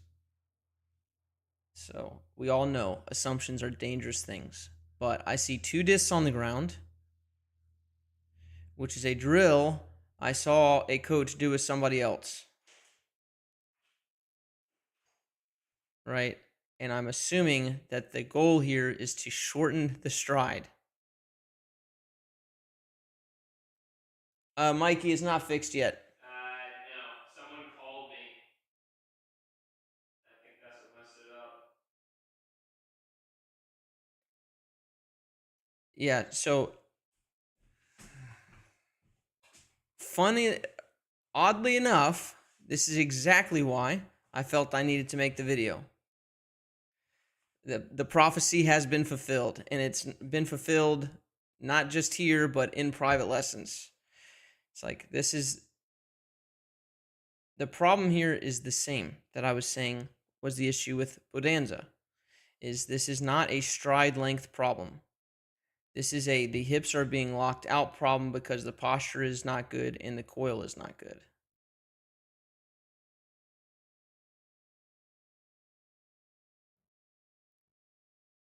So,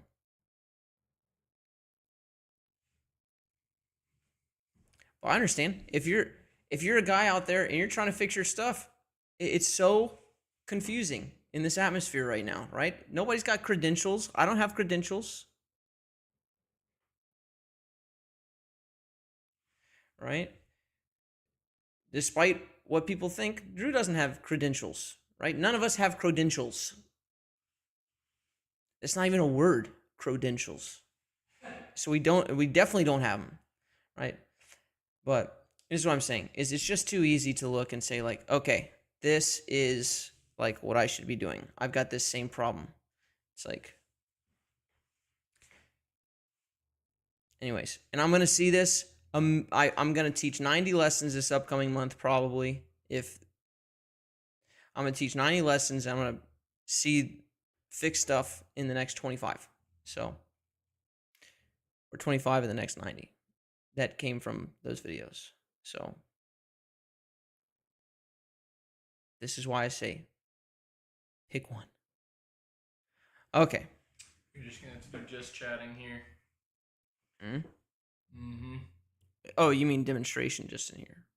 We'll hit just chat. Yeah. Yeah. I know that. But you're saying it's because this isn't working. Correct. Yeah. I mean, I'm only like halfway through. I know. So is it better just to stop and start and do a two-parter? Yeah. No, don't stop it. Don't stop it. But I'm gonna shift some things around. Can't stop, won't stop. Just shifting things around a little too much there. Yep. Okay. So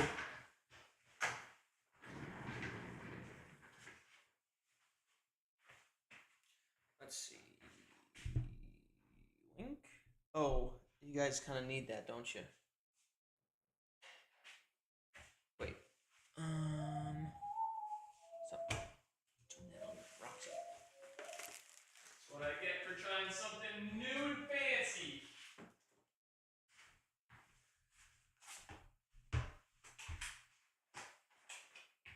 Alright. Okay. Are you doing something? Yeah, I'm gonna move this in there and just do old setup. Well, I'll just wait. Yep. Okay, we're on the move. Your form review is going to be all the better for it instead of me doing it in the office.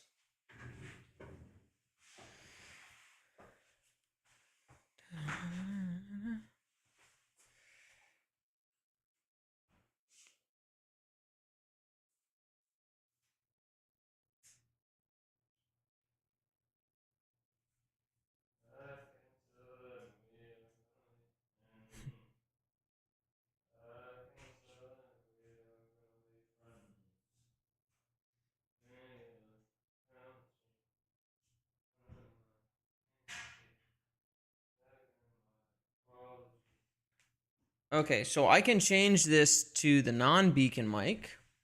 Yeah.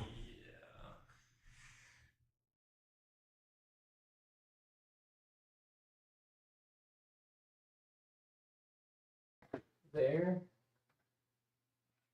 Alright, and then I'll let you continue moving this, and I'll continue doing the form review.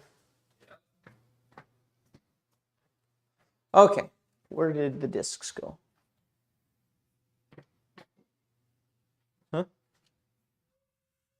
Where did the stack of discs go? and there.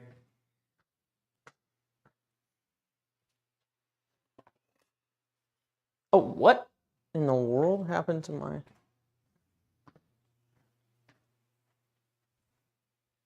Oh, I see. Wait, do I see? Okay.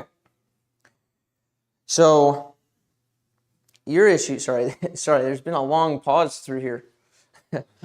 I just realized how long this guy's form review is taking. Well, if he just starts here, then he just misses my little soapbox. So yeah, from here, stride length is not the big deal, right? You don't need to put these on the ground and like get your stride length. What you need to do is you need to figure out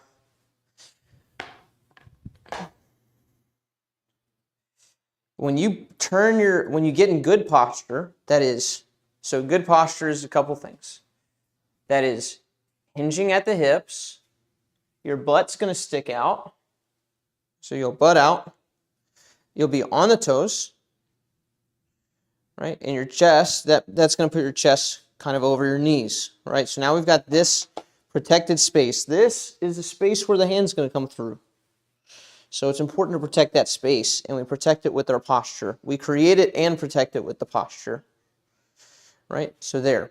Now, when we do this final step, I need to take my butt, and I need to turn my butt towards the target, right? That's going to put my knees in this position instead of my knees going out in this position, right? If you try to rotate like this, right? And I'm not saying that we rotate the hips forward, but what I'm saying is that you can just get in this position and try to move. You can feel that your hips are locked out. They're not free to move. So even though we don't actively rotate our hips in the shot, it's important that they are able to move how they naturally want to move. It's important to have a range of motion with them and not just be locked out. So, depending on how much speed you bring into it, if I'm going really slow, for example, I might go like this. And my step might be this long, but you see that my butt turned towards the target. Right? I can do that with a small step, or I can do that with a little more speed and a larger step. Here. Still able to do that.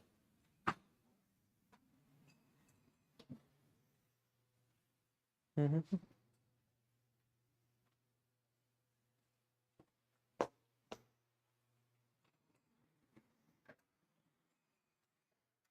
I'll just tuck that there when we do those.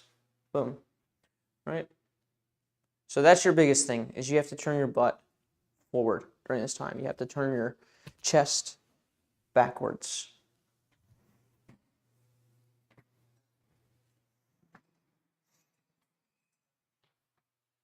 All right, give me just 1 second. Yep, 1 second on deck.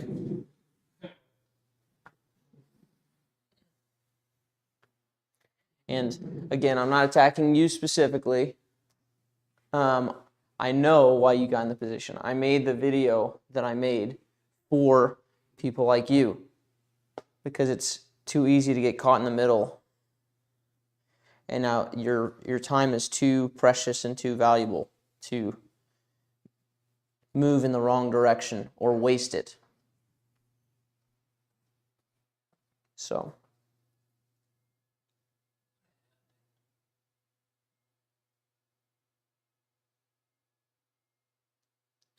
Oh, yeah.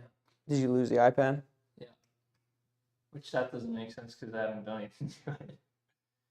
Except, but it's okay. It's this room. It's this room we're in. What are they looking at right now? Oh. Just this? No, you. Just the chatting? Oh, my goodness.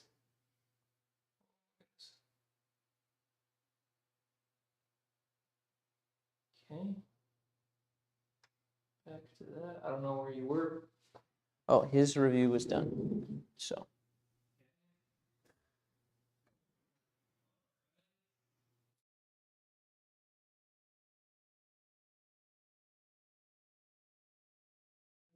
demonstration is good. And just chatting is good. All right. All right. Onward. Someone said that they were here.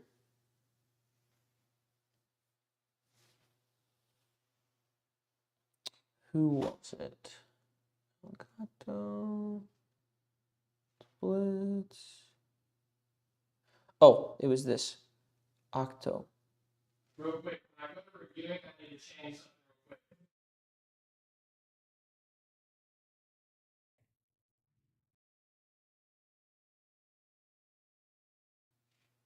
Wait, I know a Troy that plays disc golf. Different Troy. Different one. Good to go. Could it be a result of whatever light you hit earlier? I don't think so.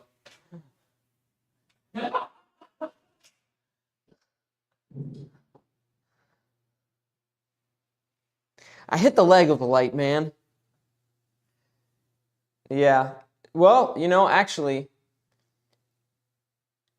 yeah, I must have, when I hit the leg of that light thing over there, it must have caused a locally contained EMP that went straight to Mikey's phone. That's what happened. I think you're right. How did I survive? I just got protected by being in the other room. No, I was in this room. That's what's wrong with me.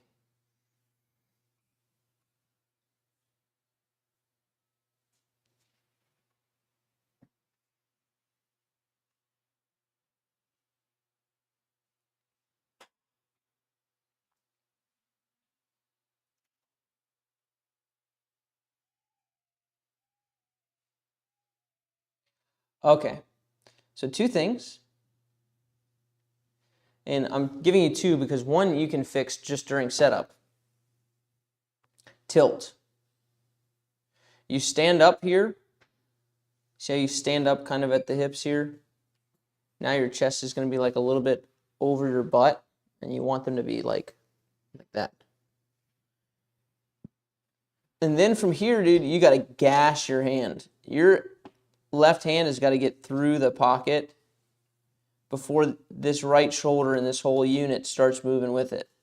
See how the hips and the shoulders are moving, and you get stuck right there. Yeah, I just wanted to, your elbow is, that's what we're talking about. Just that part of your elbow right there, up close.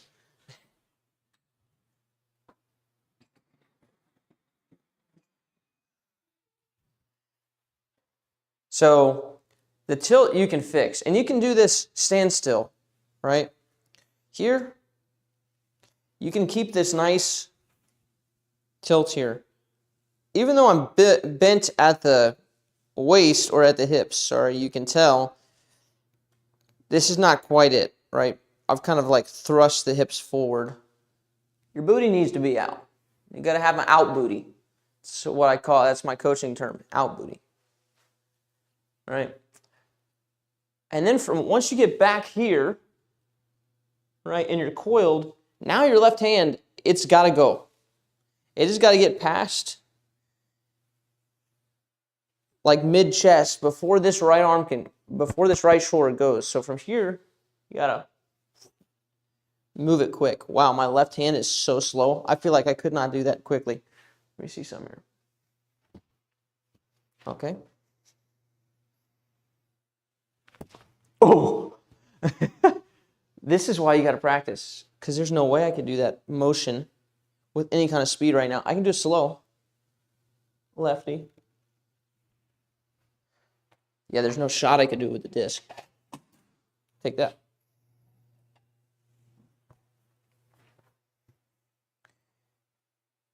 Here. Okay. Not bad. Yeah, but that's what you have to practice. Like, this is me developing it with my left hand right now. Left hand, passing, faster than everything else. This is all staying back.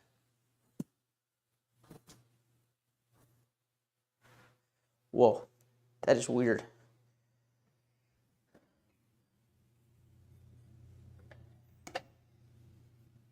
I would try one, except for the fact that I'm pretty sure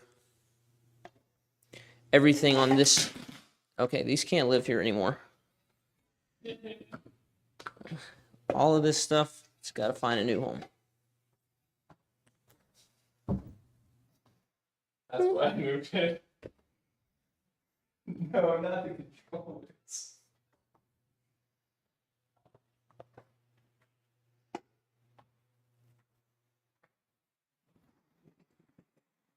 Yeah, it's easier in the sense that it definitely makes more sense to my mind to do it than the hand, and the weight there is helpful. But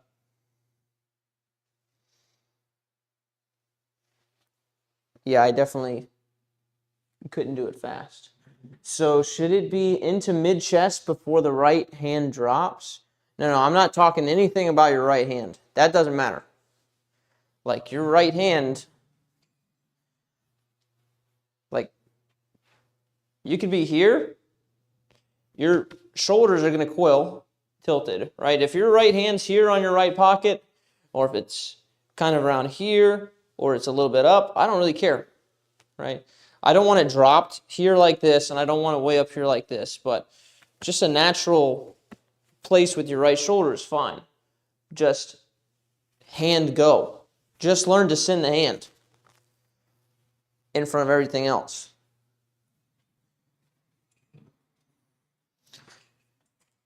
The timing is very simple. The timing is nothing else moves except for the left hand.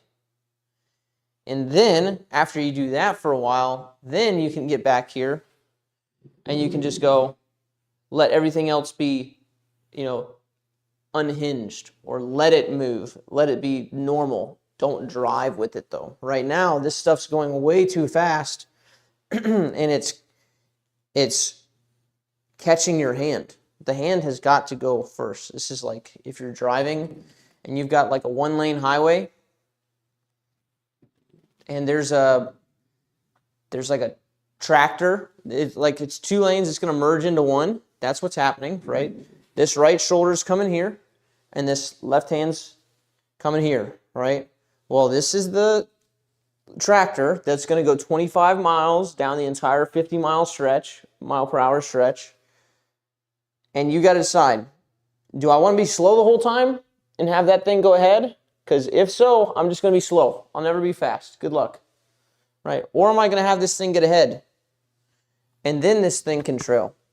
But I'm getting out ahead of it.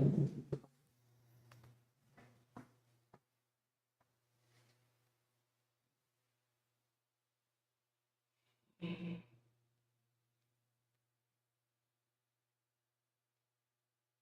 360 flips? Are we talking about skating? Oh, I don't have my liquid.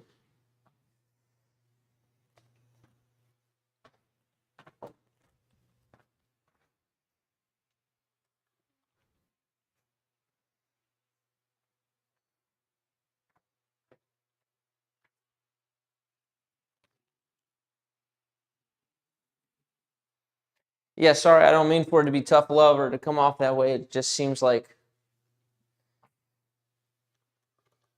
kind of the way it is. Like you do it or you don't do it. Either the hand wins or the shoulder wins. And yeah. Okay, who else is here? It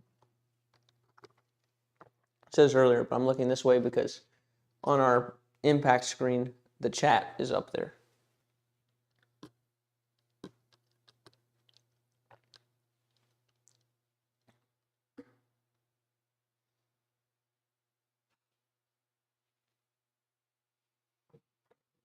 Okay, next up, we're going to do give them type, Mikey. Give them type.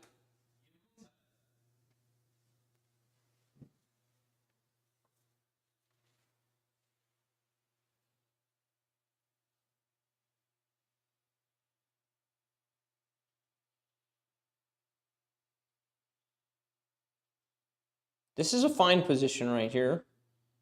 kind of upright, perhaps.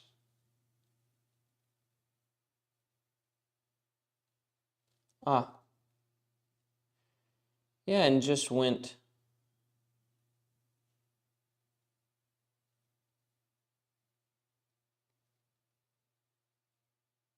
Yeah, way too.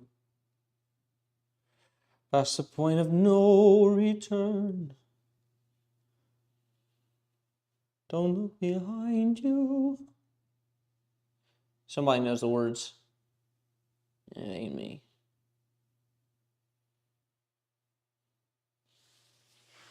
Yeah, just kind of the way that you're getting tall is kind of Philo-esque.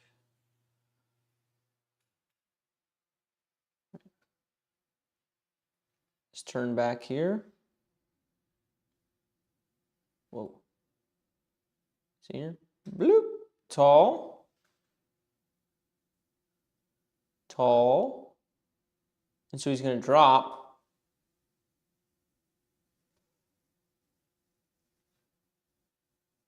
But notice the position he's landing in, right? He doesn't have to have, like these knees aren't totally,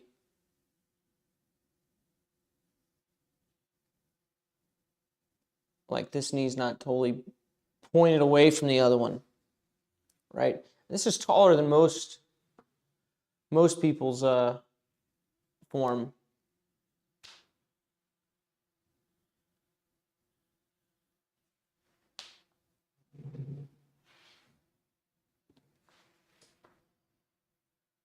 But just notice how he's kind of dropping in here.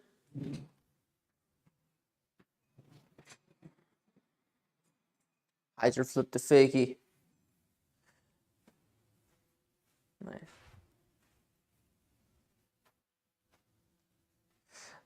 So we're going to go up here. This is fine to be up and tall here because we're going to drop, right? But when we drop, we need to drop into a athletic position, right? And just basic athletic position test is like, if I drop into it,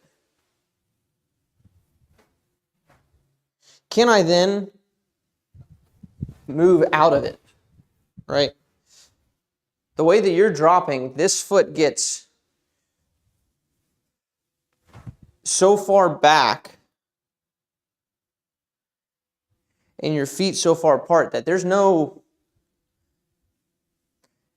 like freedom of the hips to move out here, right? You just get kind of locked up.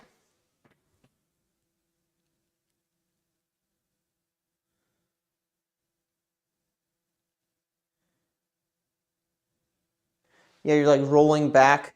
You're here. It's like boom, boom. You're here.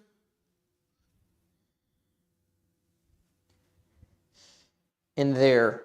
And so now you're not in a good tilt. Yeah, you just need to get here, dude. You need to go boom, boom. Stay here, kind of with this foot facing more this way. Whoops, I changed to a different shot apparently. Come on, come on, come on.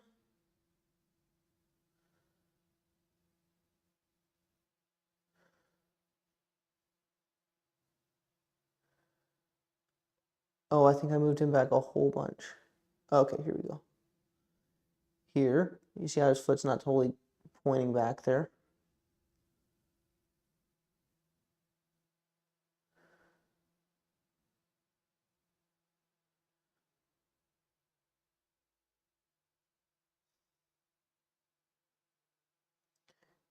Yep, and you're unloading here. You're going, whoop, here comes the turn.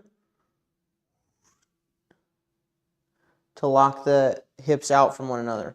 So instead, get your toe pointed a little more this way. It doesn't have to be perfectly back. And the other way, like you could have gone here and stayed back. You could have done that and landed athletically and then thrown from there, right? Or you can fix the direction of this toe to where it's here. Boom. And now you're able to kind of roll off of this, the side of this foot here. And you're able to get over your shot, hinge at the hips. Good posture again. It's all right. Trying to emulate. Doing it poorly. There we go. All right. Here, hinge at the hips, covering my shot this way, not covering my shot backwards like this and having to spin out of it like that and open the hips. I can just stay side on, more or less. And then throw. So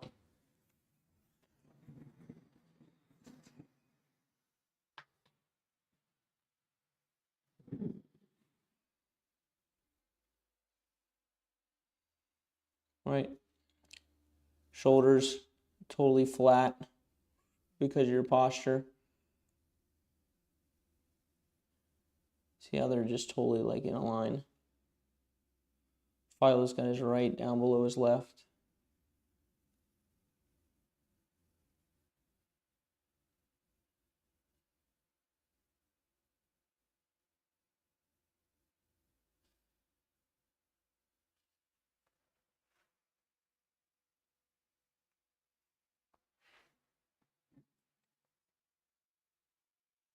Just to beat the dead horse.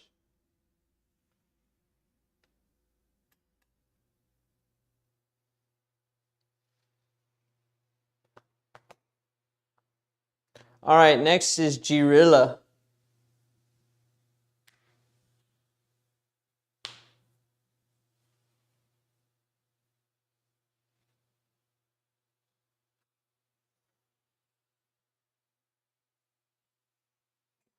What's up, Mordek?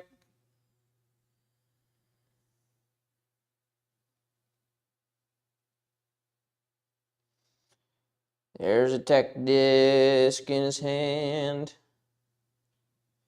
There's a tech disc in the net.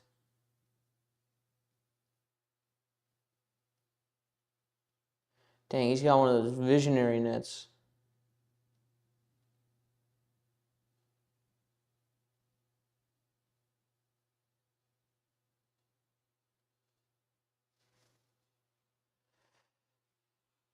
Yeah, in trying to quiet the left arm, you reduce your coil.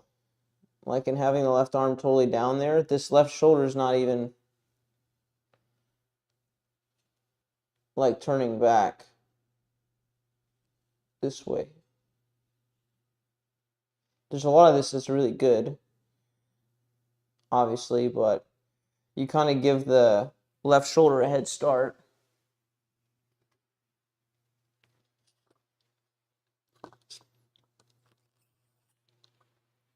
By not coiling it back more.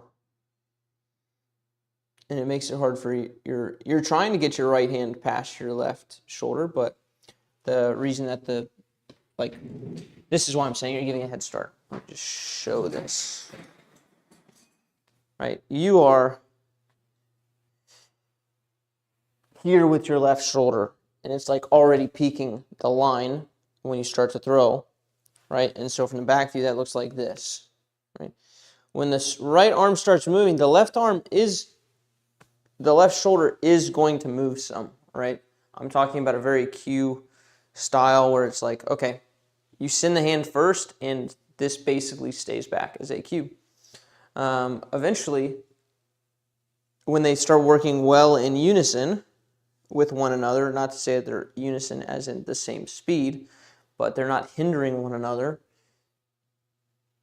this shoulder is going to start to move forward, right? So if you're only here, like you don't have much room for the hand to pass the shoulder before the shoulder moves this direction, right? So you've got to continue letting this shoulder, I mean, if you want to keep it kind of still, instead of having it down here like this, just put it on your like left pocket here.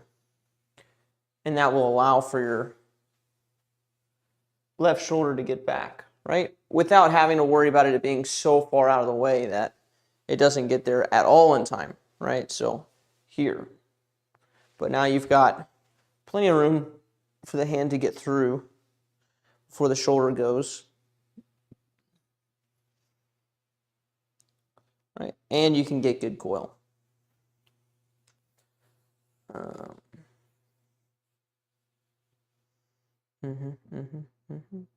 Yeah, because your hand's going to be trying to find space through there.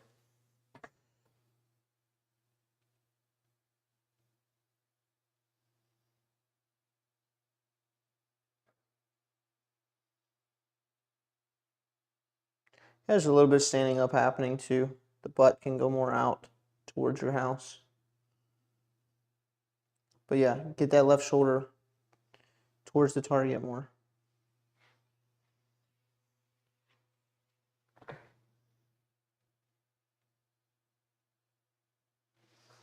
Yeah. So this is also why we, like, when we throw approach shots, the hand wants to go more out there because we still don't want the chest to be in the way, right? So we send the hand out. So, because we don't want all that shoulder coil on approaches.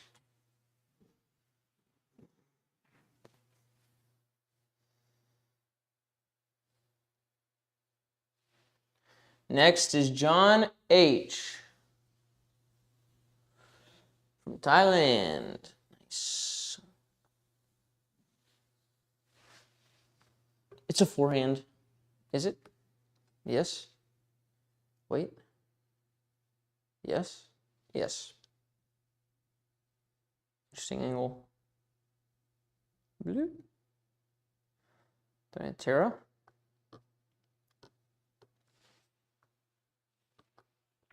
How long is this video?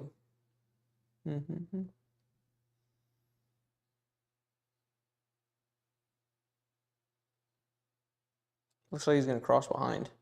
Yep.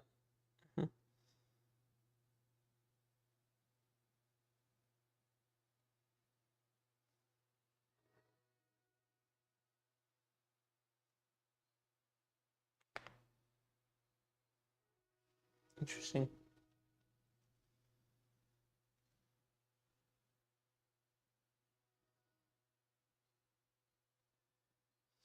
Yeah, the reason a lot of guys don't cross behind is because it starts turning the hips back off your line too much.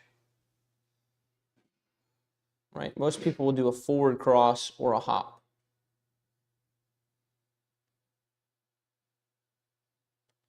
And this is interesting because the line starts here, right? The way he's walking says going this direction. I'm walking this way first, and then he's going to finish over this way. See that?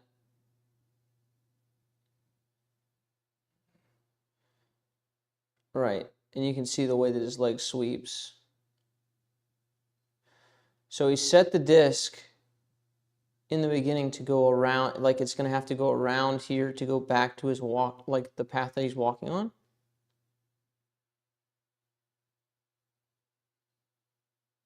I'm not sure where the basket is at, but if this is an early release, then your initial walk up explains why. Because if you wanted to release somewhere more out to like this direction, and then let it fight off of that line. Sorry, let me use different arrows. Yeah, so if you wanted to release here and then have it kind of fight off the line and push this backside more, you would just not start over here,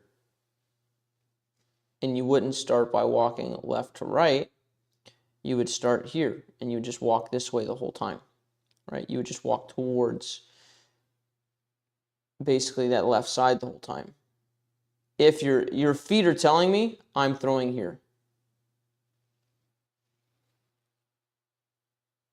at this point, that's where I would expect you to throw if I just saw this, right? But you can see that his elbow gets trapped behind his body here because of this initial, look at this, right here, right? If you look at where his feet are set up at the end, this way, and you look at where his elbow is at right now,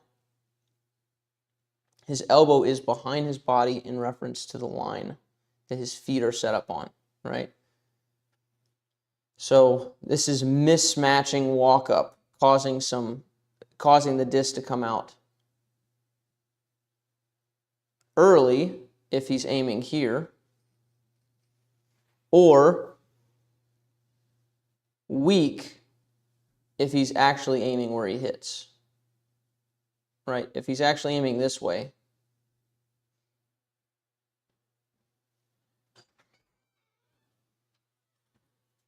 then it's never going to be strong because he's basically only got a half of a swing here. Does that make sense? So this is a walk-up issue.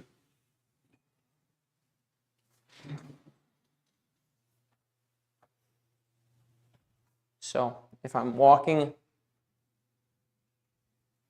this way initially, and I'm doing my preparation, and then I change here, now my elbow has to sweep all the way around my body to get back to my starting point. So either I'm going to early release for this starting point because my elbow paths from here to here, or I'm going to late release and I have to crank it over, and that's where like Anheuser's come in on some of those, like unintentional rollers, or I walk here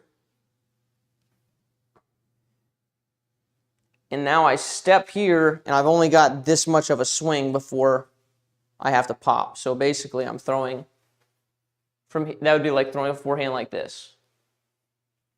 And me trying to get power on it, right? So you need to walk and show, if I'm throwing towards you, that first step's going to be towards you here, and now I'm going to throw here. And my elbow can spy the line the whole time, right? Here. And now I can hit that.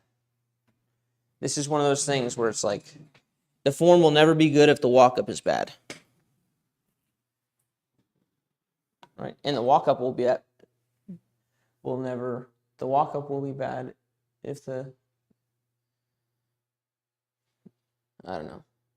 This is chicken or egg, basically. The walk-up can screw up the form, and the form can screw up the walk-up. Or it can render the walk-up useless.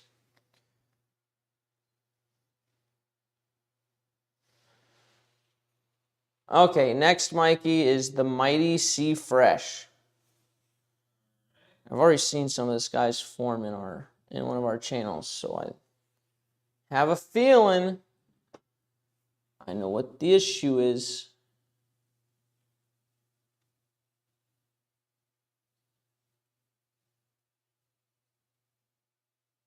Yes.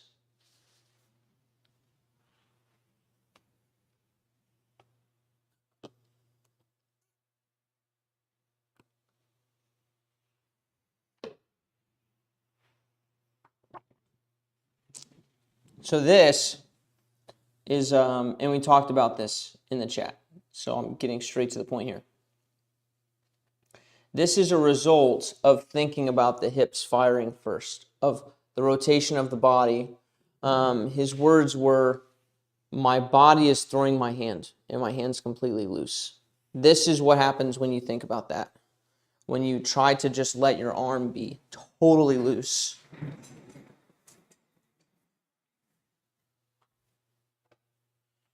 Right? If your arm's here and you go, and you spin everything else first, well, that's my arm being totally loose, right? I can be totally loose, and my arm can go back here because I'm loose. And so it's going to abduct. The angle's going to get smaller between my chest. I'm going to collapse my pocket because I'm rotating my body forward. On the forehand side, it's different because my arm's here, right? You can actually send the body first on the forehand side, and you don't have this thing pin itself against your body. It moves away from your body, right? But if I were a lefty and I did this and I just kept it loose, this thing's just going to collapse in on itself. So first off, you have to change the way that you think about the backhand side of the throw, right? The first thing to go is the hand, not the body. The hand leads the body on this side, or else you collapse, right? I can show you an exaggerated version with this. If I try to swing this forward on a forehand side, so I'm going to put it kind of behind me here, and now this is my forehand side here, right? I don't collapse my pocket. Right here, this is all I've got. And so I can get quite far in the form before my hand wants to actually go through. I have to completely hug myself first, right? And then from here, all I have is out and around. And so accuracy is going to be a pain in the butt, right? And your hand's not going till here if you do it that way. Instead, you want to go back, butt to target, back to target. And so start here, send the hand forward, just the hand. You have to learn to totally stop the body first, and then learn how to get the hand moving past the body. It's the exact kind of opposite of what the form's at right now. All right, so here, hand first. I'm going to do this with a fan grip so I don't destroy the screen. I'm going to do it real loose here. Here. Hand totally passing everything. All right, I'm just set up on one leg here, my right leg, so I don't have the opportunity to twist. Well, you can go like this, right? But that'll start hurting some stuff, I think. So here, hand forward, hand forward, hand forward, hand forward. My left hand here is very intentional. It's holding my chest back so I don't cut off my pocket. The hand needs to go first, right away. And then eventually, you get to the point where you can let the chest and the hips be neutral, and they move forward like that, right? And so now I'm hitting in this position, which is the position that you see pros hit in, here. You don't see them hit from here, where their chest is totally forward.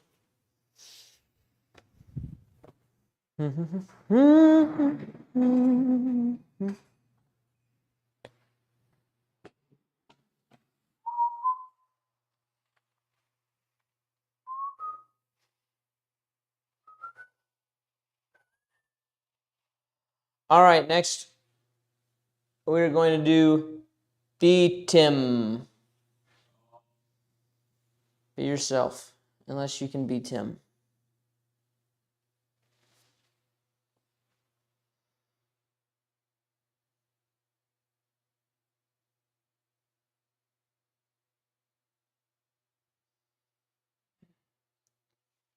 Dude, doesn't this setup just look amazing?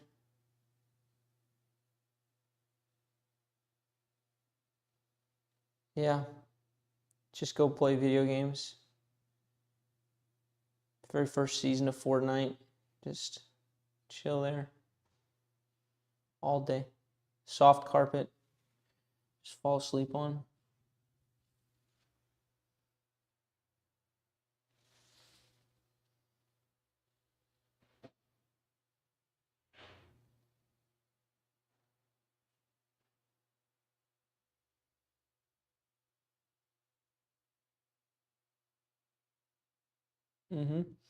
So I'd like to see, you still need a little more coil here, just so you can get your space correct. Well, not just, but your hips are pointed like two towards me.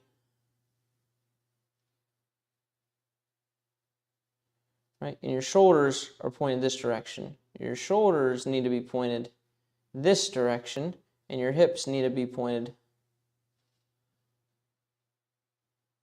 this direction, basically. So you get locked up there. So you're pretty close. You just need to go one more little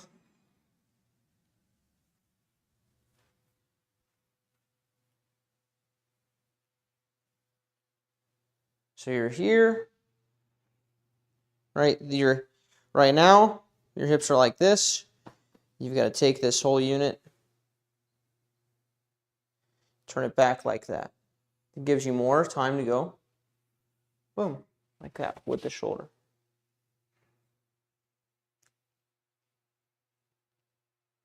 Right, and now we've got the chest going all the way back. Because you're wanting to move your hand forward, we can see that. Just the elbow gets pinned up against the body because you don't have enough space back there, right? So here, sometimes I do this just to kind of show.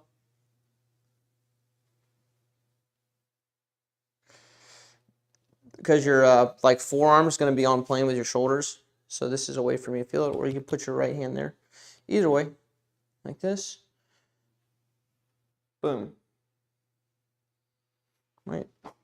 Now you can see this like crease kind of here, right? Instead of this. Stretchy pants. That's your like hips flaring out like that. We don't want that. That locks them up.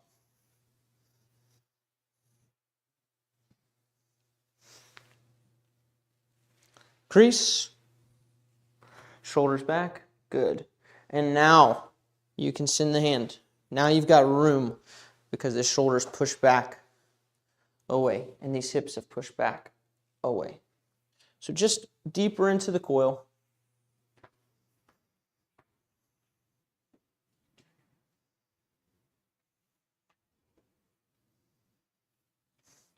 How does hand-first thinking not cause other problems like arming the disc? Hand-first thinking and not getting any body in the throw. Hand-first thinking is the opposite of arming the disc. This is where you arm the disc. Here, collapsing pocket. You try to throw a disc from this position, it takes a lot of energy to get it out and around like this, right? If you go boom and you try to throw everything else forward, you're not going to throw like this, right? Your arm's going to move. You're still going to use your arm to get from here to here. It's just now you put it so far on the outside of your body that it takes way more effort to get it forward, right? That's arming the disc. Arming the disc is probably one of those phrases that we just need to kill. It's like in tennis, when I've got my backhand,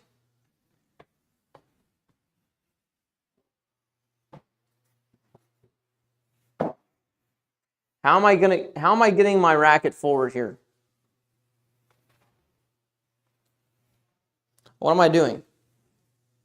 Am I driving all this forward? No. I'm using my arm, right? It's not a bad thing. It's using the arm efficiently that we're looking for. You're going to use the arm, right? If you did not use the arm, you would be in this position when the disc came out of your hand. It's the matter of how you should be using your arm. You want to move, it's much easier for your hand to move quickly through here, and do not be deceived, you are going to try to move your hand quickly because you want to throw further, right? But you try to move your hand quickly out here, you can do this at home. You can do this right where you're at, unless you're at work or on the toilet or something, right? But this, moving my hand fast there versus moving my hand fast here,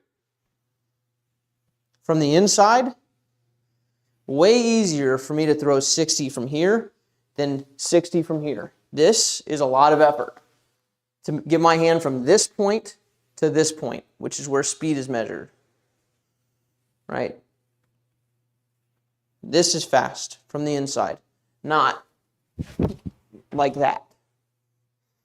So people are worried about arming, but you're going to use your hand. You're going to use your arm on the backhand side. You're going to have to use that a lot. It is very brute force in that way. David Wiggins' hand is moving at 86 miles an hour. He cannot spin his body at 86 miles an hour. That's not his hips and his shoulders transporting his hand forward at 86 miles an hour. No. He moves his hand. He outpaces his body with his hand. So it's just, do you want to do it in an effort-filled way, or do you want to do it in a non-effort-filled way? Your choice.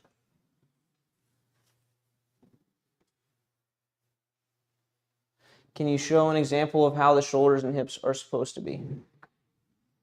Hold on. Is the same Blaze thing? has keto pizzas. Are you down with that?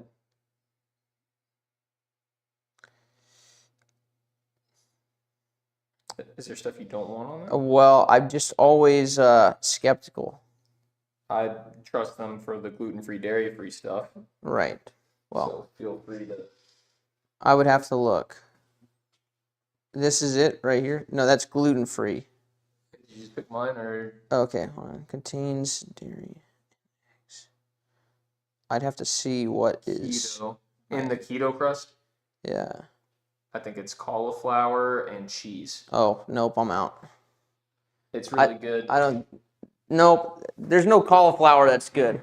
No matter how anybody ever makes it, it's never good. Oh my god. Never. I've tried it. Okay. I mean, I'll go for it, but I might not eat it. I'll try it. I'll try it again. Every time I try. Yeah. No, I've had it and I didn't even know it was cauliflower.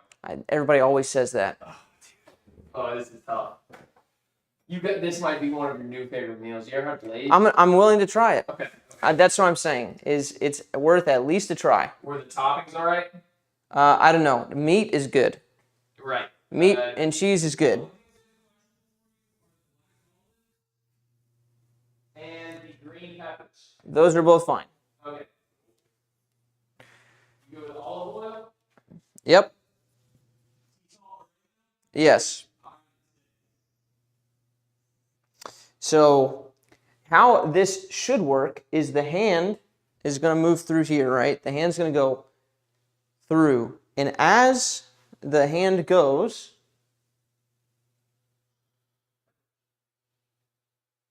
the shoulders are going to move out of the way so that the hand can pass.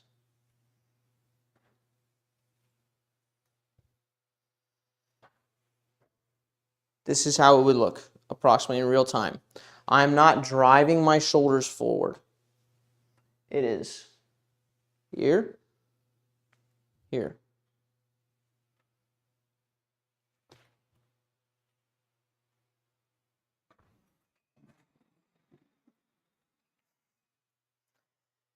No, everybody tries that cauliflower stuff. You won't even notice. Cauliflower rice, you won't even notice. It's garlic, Parmesan, cauliflower rice. I've had keto crusts on pizza before, made out of cauliflower. Taste it. I eat one slice and I'm done. So, Blaze better be doing something different with theirs.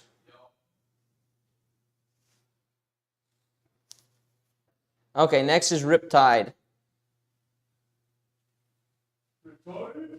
Okay, we're going to have to do a video on this today. This video is hopping to the front of the list, I guess, on the backhand arming the disc thing. Arming the disc is good. Right, and that will be the title. Arming the disc is good. You have to start arming the disc. Yes.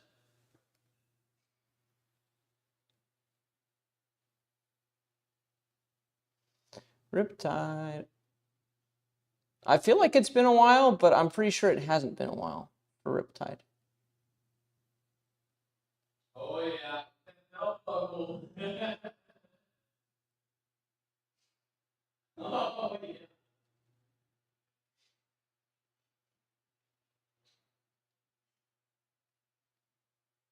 Know what video you want. Maybe.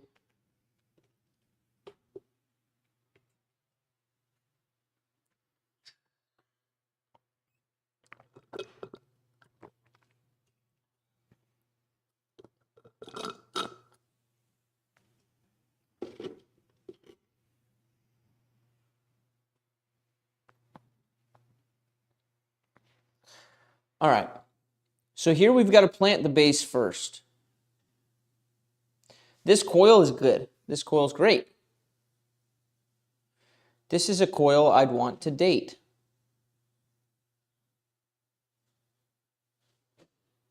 We rhyme around here. You'd never date coil. What is coil? It's something you can't even put your hands on. Right, so here's the problem. You see the twisting of the front foot here? Twist, twist, twist, twist. Right, and that's kind of initiating this whole twist with the body here. Twisting, twisting, twisting, twisting, twisting. Right, and now the hips are totally forward at this point, right?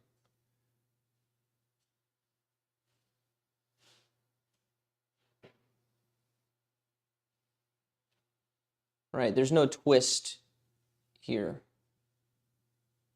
It's just the foot plants. And now watch the speed of the hand. Hand going. Shoulders not driving. The shoulder stays on that back fence the whole time.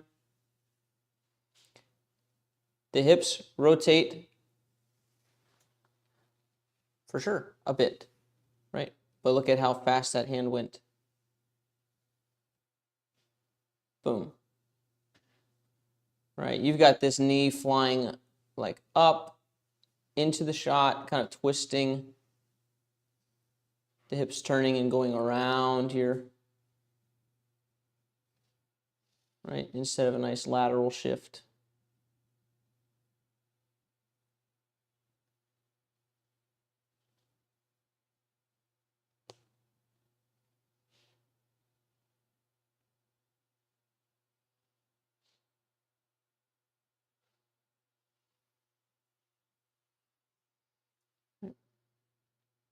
So the drill that I like for this, for just learning,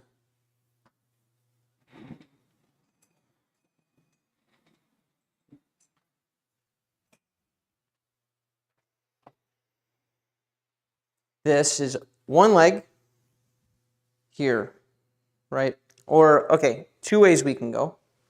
Yeah, let's do it this way actually. Because you've already got a good coil, but you're missing the shift that stops you from opening up. Can this see me, Mikey? Okay. So here, do your coil, and then you have to let go of the door frame so you can plant this so it doesn't spin. Right? You'll notice that the left foot then slides forward a little bit. Right? It's not twisting. And we don't go here, here, and the knee. That would also be twisting. Right? It's here. Drop, and then from here, you can actually throw. Right? I've got to get some stuff out of the way before I do it, and I got to get way closer to the screen to show you that. But once you've done that off of the door frame for a while, looks like this. Here. This should be safe. Should be. Here. Got my door frame, right? Coil off of it. Shift. And from here, we can move the hand forward and throw. This is planted. The only reason this is going to move is because I'm throwing and I've got my shoulder attached to my hand, which is driving this whole thing. Right here.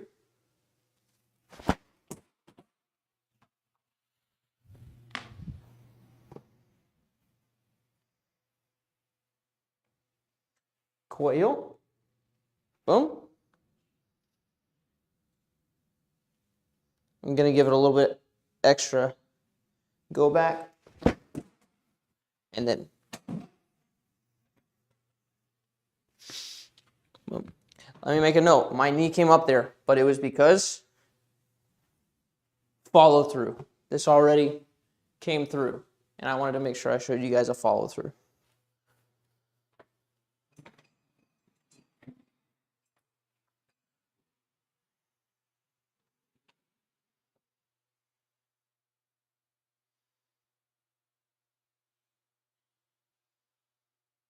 Next, chaperone. Chaperone. Chaperone?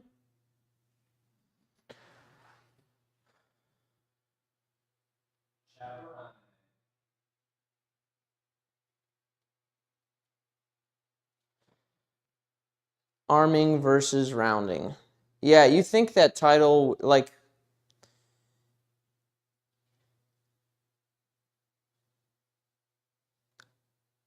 yeah, the issue with that title is that when people are thinking about arming, like what you actually feel when you feel like you're arming, like, oh, I'm all arm, I'm arming the disc. That's actually the rounding position. It's like that's what people are trying to avoid, is the feeling of getting trapped back here. But once you have your hand going forward, it's like, it's not really, doesn't feel that effort filled, right? It feels fast, but it's not like a weighty fast. This needs a lot of force. This just needs speed. And you can be speedy without strong arming.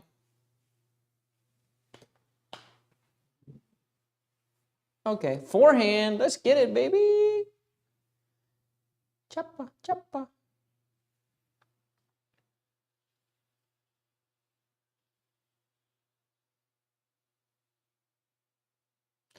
I like the athleticism. Nice stance.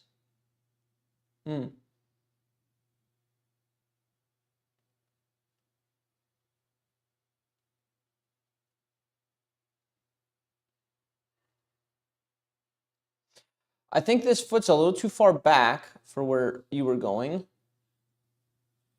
Because when you put this foot forward, you see how you're locked out now.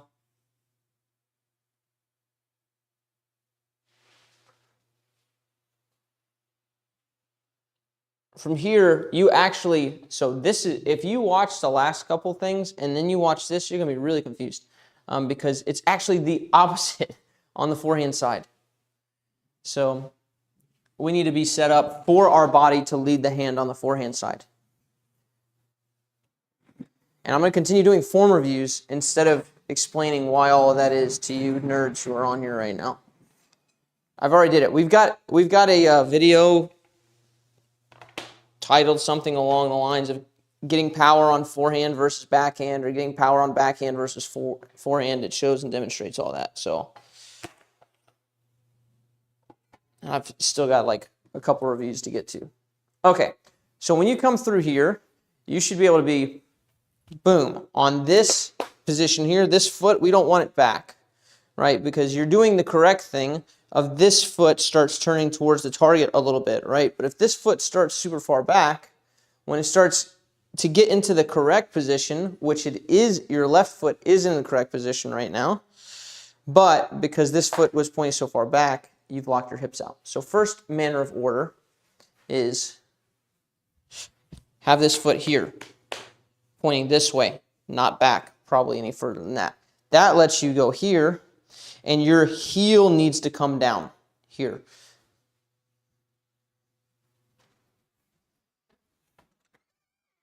Hello. I heard you coming, brother. There you go. What is up? Oh, sick. That's y'all looking for?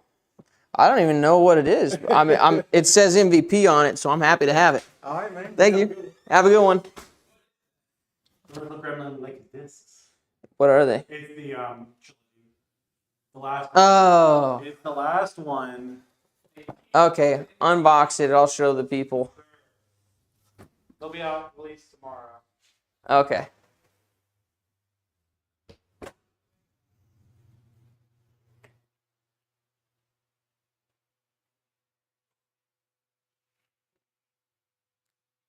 So, yeah. So you're here, and then this needs to hit on the heel. So you're going to go boom.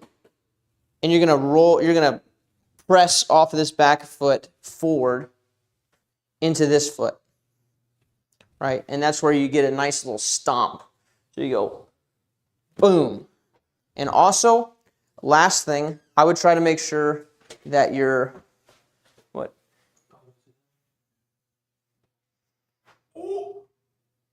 Bless our hearts. That is interesting. Wow, feels great. Yep. So heel, and I would have your arm already back, your wrist already back, and your arm already back like this, not like this. Because once it's time to go, and this starts moving forward, you don't want this to jerk back and then go forward. So you just want to kind of start it pre-stretched, we might say. So we're going to come in with this right foot here, and we're going to go heel stomp here, and this is already going to be back. So you can start with this back. I kind of do a flick thing to get mine back, but as long as it's kind of back, you're good. So you can go here. Some people hold like this. Right foot this way. Heel stomp, and then throw. Okay, here are the new discs. We got them in a couple colors. Let me know if this is...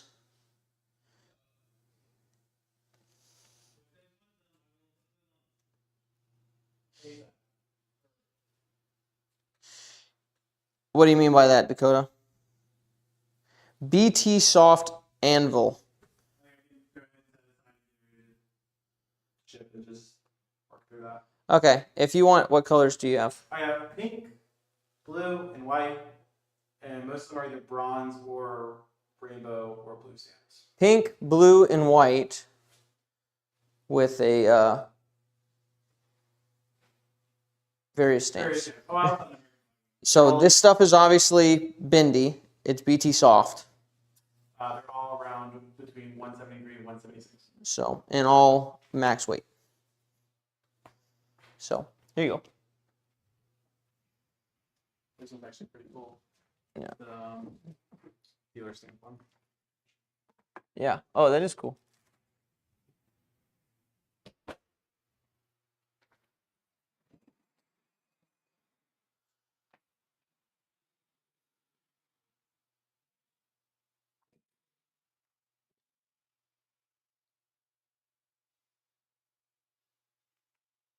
All right, next up, El Bung. That means the bung. Mm-hmm.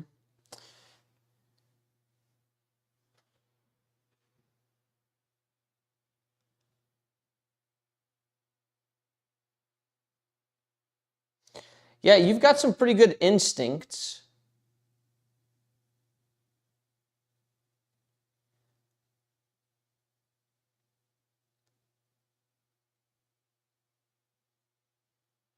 This right step needs to be flared this way. Right, it needs to be towards us so it doesn't jack up your X step directionally and momentum-wise. Because it's kind of messing up your coil later down the chain. Right, so two things to look at here.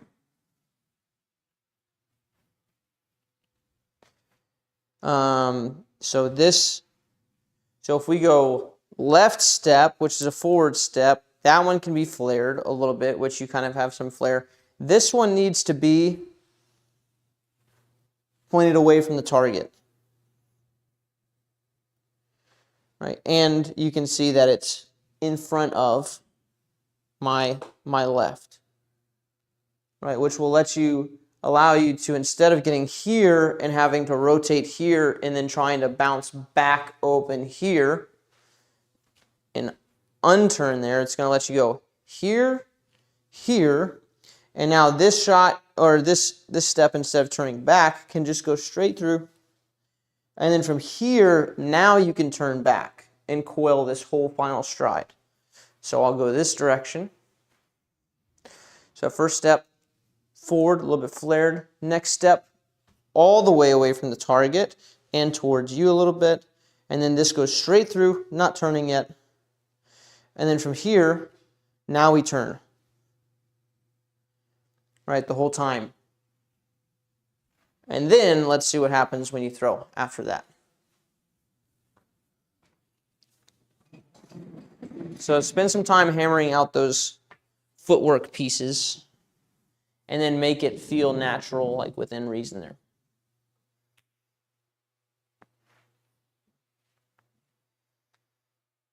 So it's a fun place to be where you can just kind of groove through these pieces. It's going to help you not have this tilted forward posture either. You'll be able to stand upright.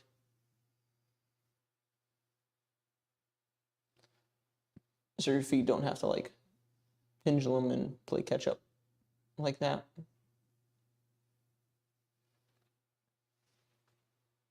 But you got some good instincts. So I think once you get those feet in a good place, it's going to be nice.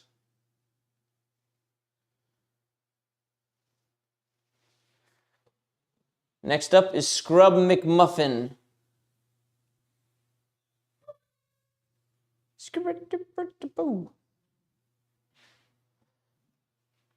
Got the MTEs on. Did you respond to that guy? What guy? He texted you.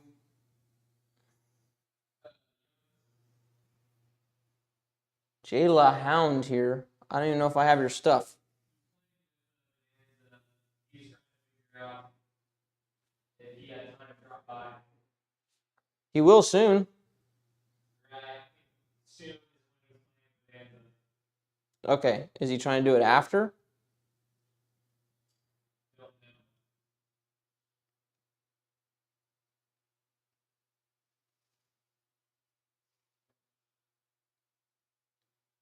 Bro.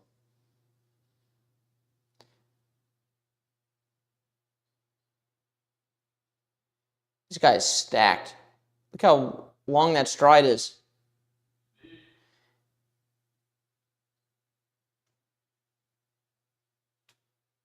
Oh, bro, he's an athlete.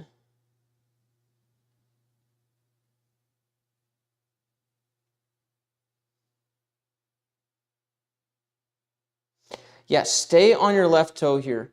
I would say, like, you could probably fix pretty quickly. Like, get this foot, just point this foot here. And then do your crow hop.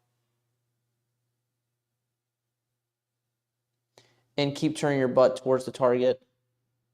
Because you see right here how this knee is, like, oriented. You've got this nice, like, this is pointing back. You're coiling your shoulders back. But as you continue to go, you start opening up this knee right here. You see it start twisting forward? You should have just stayed in this position, right? And then waited for that foot to hit from this position, basically, right? You can spend some more time coiling the shoulders, but stay in this position and then drop from there.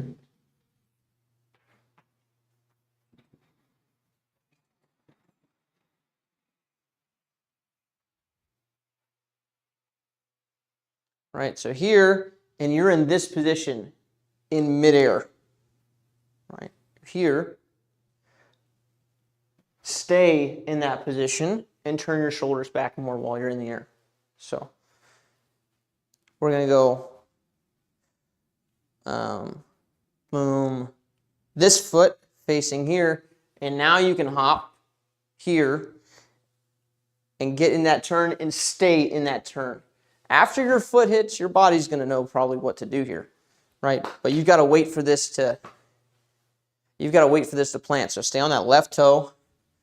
Boom, boom, left toe. Stay here. Turn the whole time as you drop. And then as you drop, that heel's going to go down, and now you're on this foot. And then smash that sucker.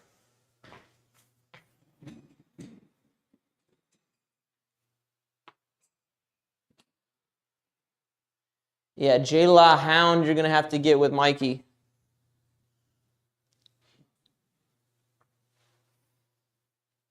Because this position right here is good. Your hand keeps going. It doesn't need to keep going here. Right? Your shoulder needs to keep going instead of your hand. Right? Your hand lifting up here doesn't do anything for you. So that can stay down. I'll show you here. Here, shoulder goes, keeps turning, keeps going down. This, you can keep this bent. It's fine, but you don't need this hand floating up to your face. Right? This doesn't do anything for you.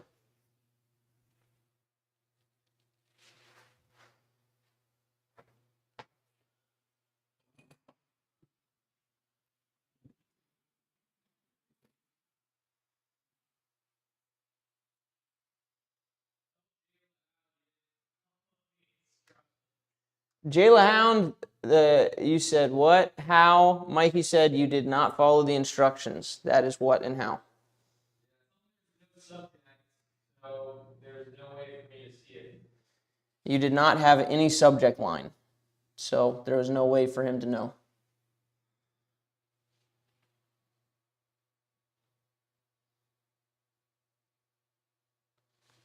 Is Einert's? I don't remember Einert's being in either. I've got him. Le forehand. Lupin. This is Einert right here. Yep.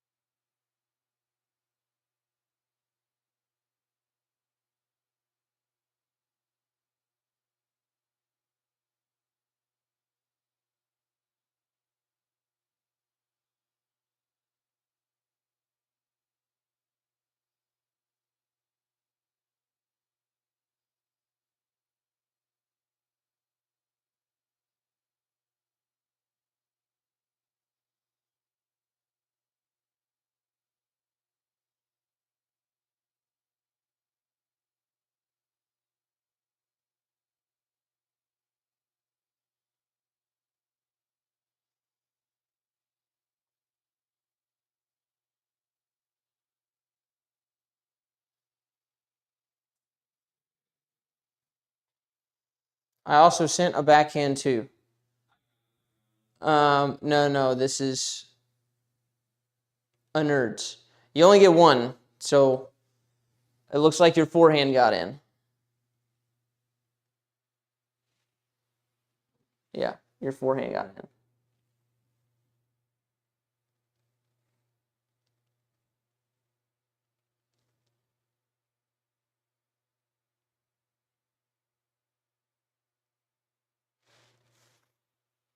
I sent the backhand first, but okay. I mean, we can switch it, but the instructions are send one. So. This is Einert's. Yeah. You pick which one, but yeah. Mikey gets a million of these things, and he can't like respond to everybody and be like, yo, you sent us 3 videos. Which do you want? Okay, he's switching to backhand.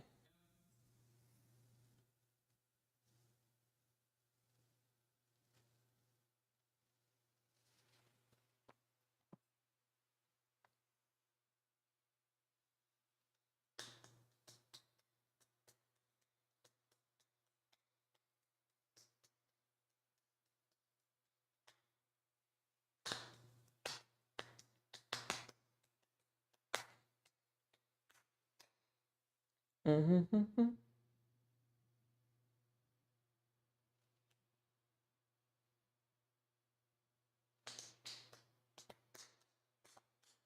This thing's taking forever.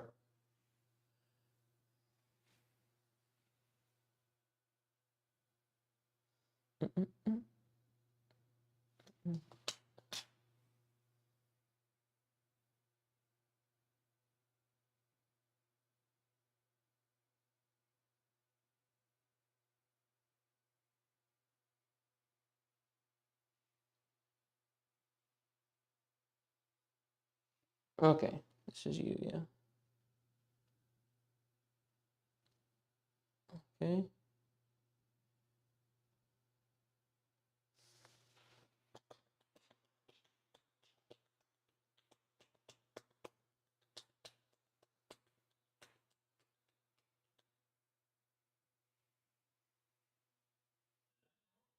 Nope.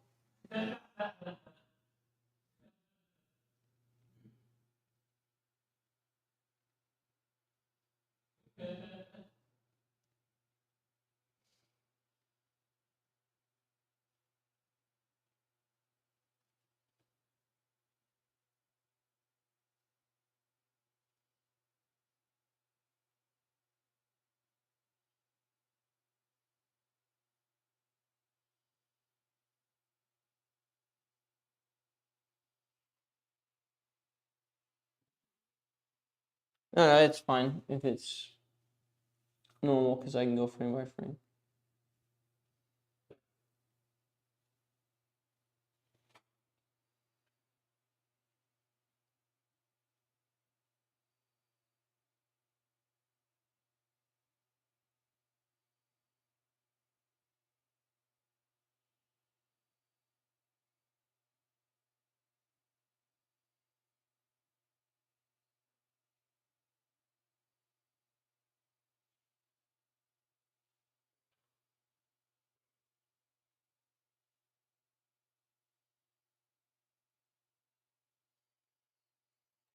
All right. Simon or Eliezer? Behind. Oh, we'll use Simon. But if cares.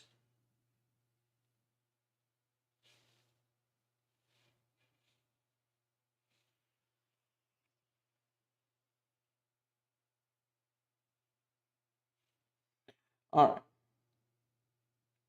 So this is the kind of the position that I want to look at here.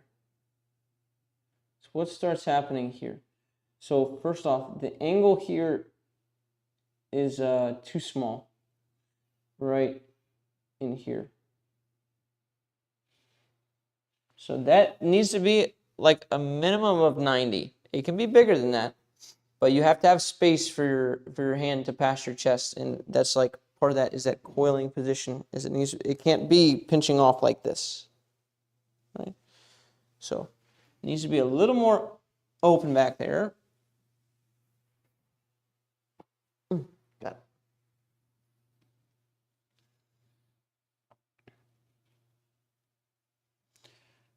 Right, and you see how your hand's not moving forward here. Your left shoulder is cutting off your hand. It's getting in the way.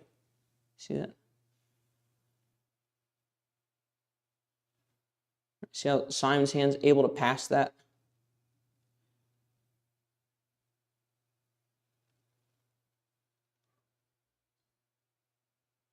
See, no problem in passing that. Yours goes into your left shoulder and then it starts bumping out and around. Like your shoulder starts pushing it out this way.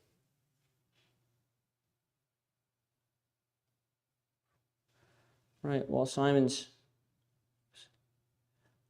hand just goes bloop, see ya. Right? That can be confusing from this angle. That's why I consider using Eliezer. Let me do that. Because we see Simon's disc going left, but it's not because his left shoulder is squeezing it out there.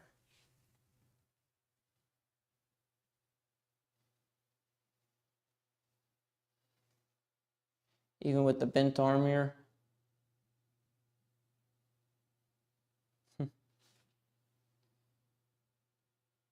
Here, watch the hand totally pass. Left shoulder's not in the way, right? She's trying to make sure it's so not in the way that she actually pins her arm behind her to make sure that the shoulder doesn't beat the hand.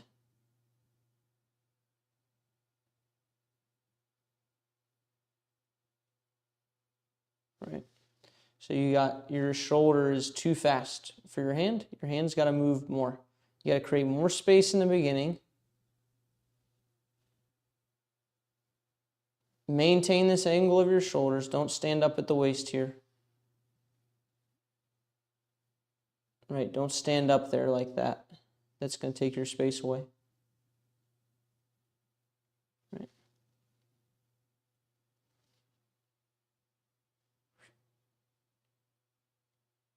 Boom. Wow, she gets even steeper.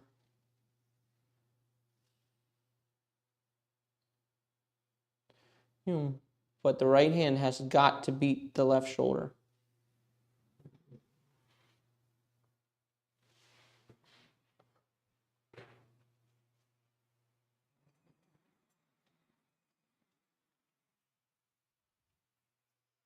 So from the back angle, I should see here. Let me grab a disc.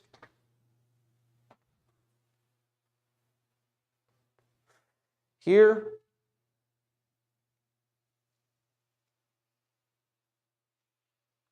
Hand passing shoulder. Not. Hand running into shoulder and forced to go around early. The hand comes out, of course, in reference to what we're looking at line-wise, but it's not going out after it bounces off the left side. So that's a matter of getting here and moving the hand past before the shoulders close off on their own.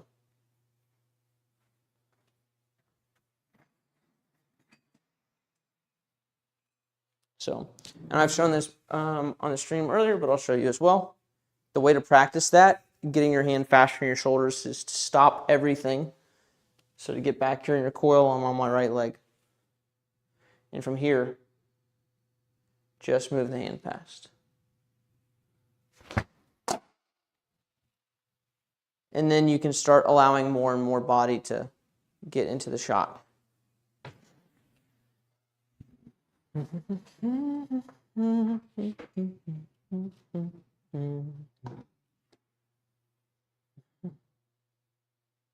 Makes his hands.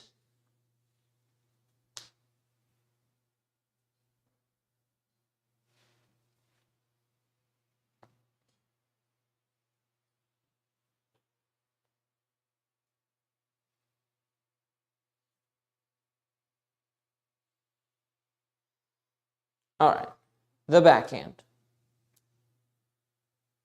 Yes, arm first, and then don't even think about moving the shoulders. The shoulders will move.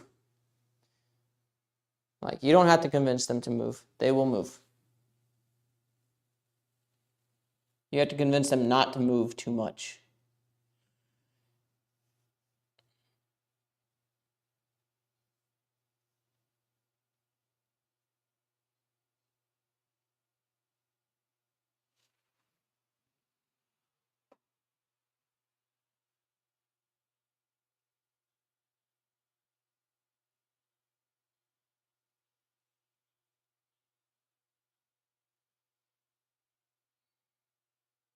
The shoulders are back. The shoulders are back here, mostly because you're pretty far back on that foot. And then watch your hips open up here. So you go from kind of crease here in the pant leg, right? That's kind of what we look for, to uncoiling before this foot is hitting. You still managed to keep some coil though, but that foot did flare open. Yeah,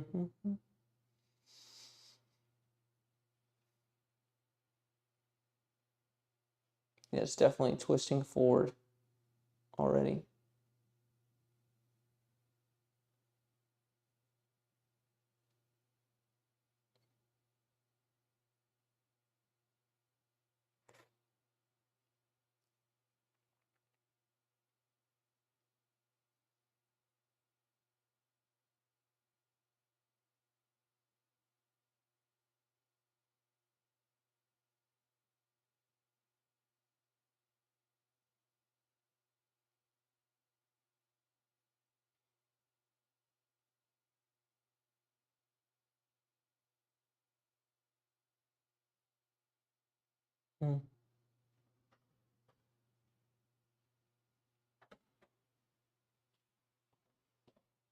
And nose angle needs a little bit of work.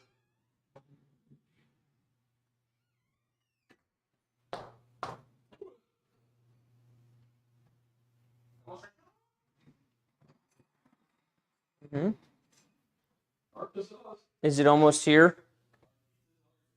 They are here. About to find out. Okay. Just confused on how many. Oh, I thought you were talking about form stuff. All right. So here we go. From here, so you get back here. From here, you've got to make sure this entire last step, you're not turning open at all. You've got it for part of it, but you need to finish unturned. This left foot cannot start twisting on your way down. You do not want it to start twisting forward. As a matter of fact, Eliezer's twist the opposite way. I'm not advocating people do that. I'm just saying, obviously, the desire on their end is to get that butt turned towards the target as much as possible without like screwing up your line. Brother.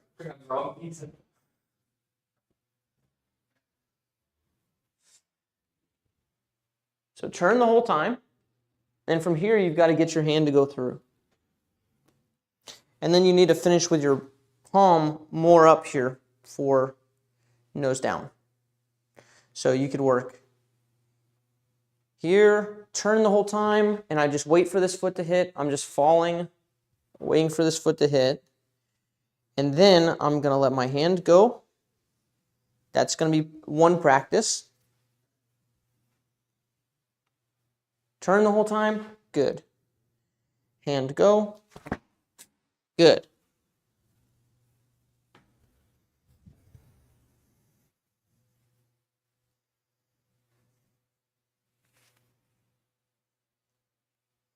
Then after you do that for a while, then you can start, when you start looking at the hand going, you can look, okay, at the hit, my thumb needs to be up a little bit like this, right? And my wrist needs to be bent like that, right? And that's how you get nose down.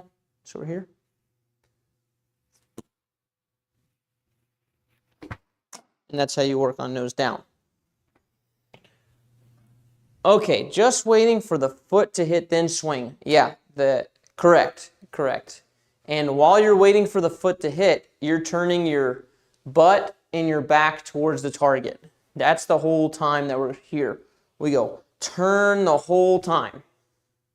Not turn and unturn. It's not two things happening during that time. It's just turn your butt and your back towards the target. Just turn back the whole time. And then hand.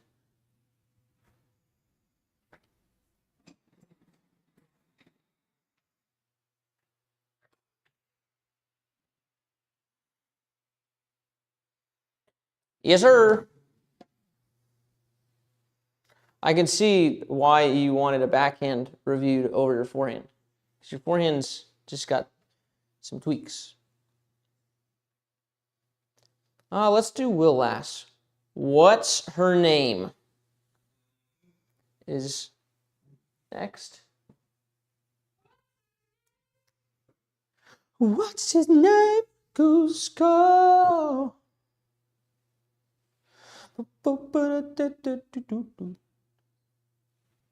She might have been wearing these Vans last time. Vans are great. I wish I remembered what we did last time.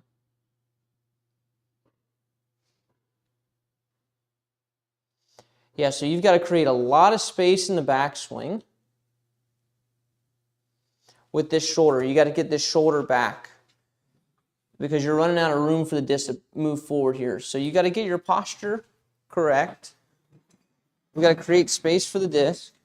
Try to show you as best as I can. I can move this thing like that.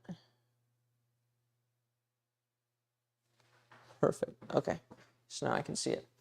So we've got to have our butt out like this, and we've got to have that like hinged in the hips here, right? And this, you can see that this is creating a space right here, right? So now with that posture, I've got room here, but that space isn't created if I've got that posture alone, right? Because if I'm just here, well, my elbow's tight, I haven't like pushed my shoulder back. But once you push this, watch when I push my right shoulder back, now I've got this whole path. You can tell where my disc is going to go here. It's here, right? So that's going to give us some room to move. You might want to tilt your disc down a little bit like this so your chest doesn't get in the way. So I would go good posture like this. Create that space by pushing that shoulder back. That's also going to turn your butt towards towards your net a little bit more. Here like this, and that's what we do during the whole last step. So we go here. We've got good posture leading into that. We're going to maintain our posture. We're going to push our shoulder back, which is going to turn our butt back. And now we've got room for this disc. I'm also going to, I would experiment and see about kind of forearm position if that space doesn't get the disc past you because of your chest, right? And I would first check here with it being kind of dangled like this instead of like this, right? You might be able to keep it the way that you're keeping it and be fine with different posture. I'm not sure, right? So here, get that full push back with the posture, create the space so that the hand can go unhindered.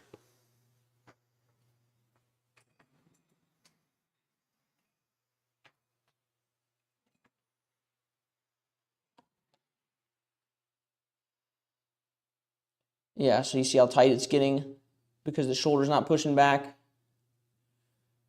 Shoulder's still like pointing forward. This thing needs to go all the way back. That means that other one's going to end up going back that way. That's how you'll clear that space there.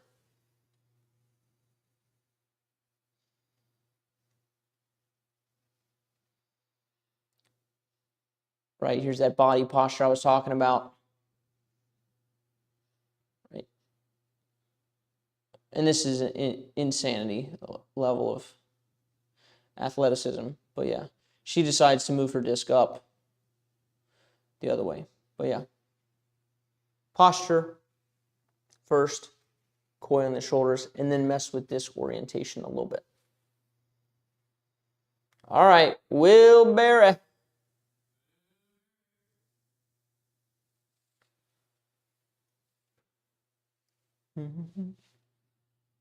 Last one, then I get to try this pizza.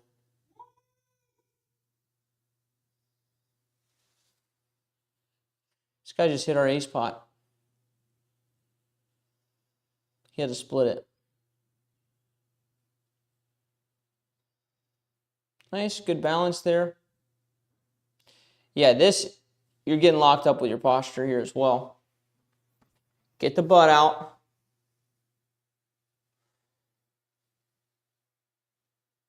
Because the hips are a little immobile here. Boop.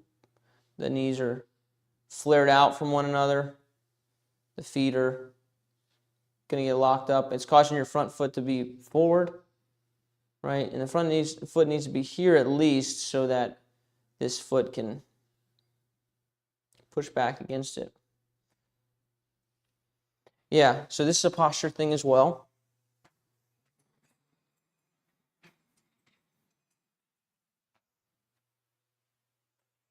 So the butt's got to be out here.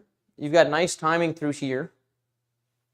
But this, when we coil, will turn into this, where you get into that nice position where the knees are into each other a little bit, right? But if you're up here and the hips are underneath and you're not turning back, it's going to plant like this, very straight-legged, and the foot's going to flare forward a little bit, like you got here, right? So in order, if you just started here and you tried to turn your foot back, you would naturally turn your knee back in this position. You'd go, oh, that's how I get there. And so it's more important just to just get it there earlier. Just go, boom. The butt's out behind me. I'll show you from this side. Boom, boom. And now, since I'm in that position, I already have my knees kind of bent, right? So now, when I turn the butt towards the target, I get in this position. Boom, and then weight shift. And now we've got that there. It's also going to let you get your shoulders a little bit more back. They could go further back than they are now. Not in this position here. You can only take them so far back. So, boom, boom. Butt back. And your foot doesn't have to be all the way as back as mine is, right? Your feet are set a little bit different, but they can't be out like this because your hips can't move. So even here would be fine. They're just kind of like neutral.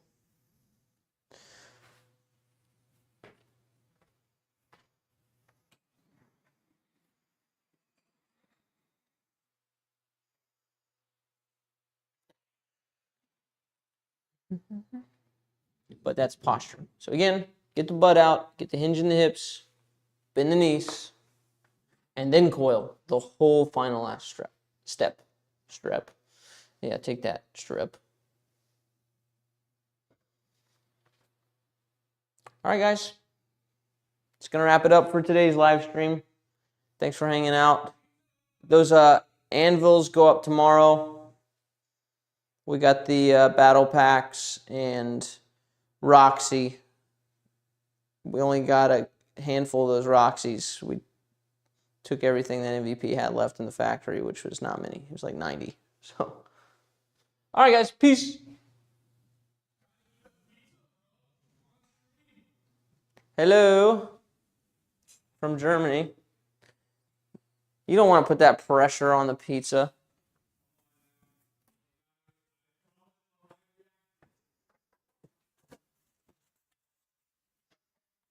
Where is this pizza from? It's seeming so like that. Blaze, but it's one of those cauliflower crust ones. Oh yeah. However, it's not like all cauliflower. It's like a bunch of stuff. Huh. Well, that just scares me. Yeah, I have to know what's in it. Mozzarella cheese, casein protein, flaxseed. Which word? Eggs. Whey protein. Or P. Yeast, spices, and cultured brown rice. Cultured brown rice? Rice is a no-go. Why is keto?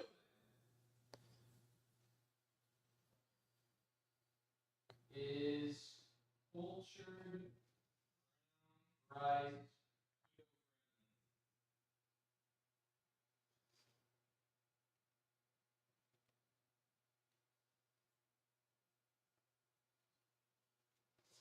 Where's my phone? It's in there, I think. All right. Why would they have a keto crust that's not keto friendly? That doesn't make no sense. A lot of places think they have stuff that's friendly that's not. Two net.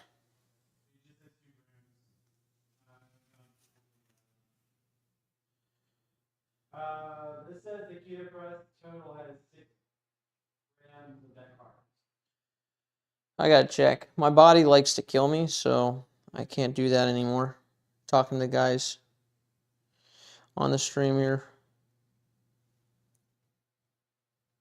Bro, this is, if you can't eat that, I'm so mad. I thought you were about to find like another new favorite food item to eat.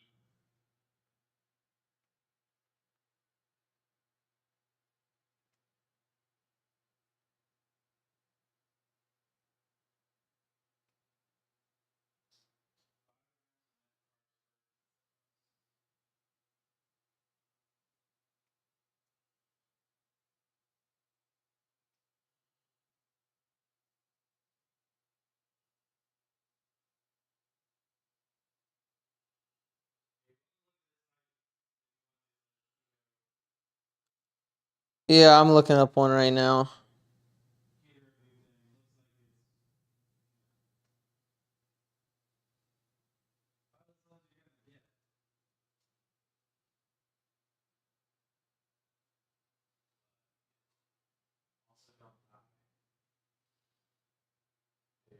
Nah, you ain't breaking keto on this thing. We'll get to something else. I don't think it would break keto necessarily.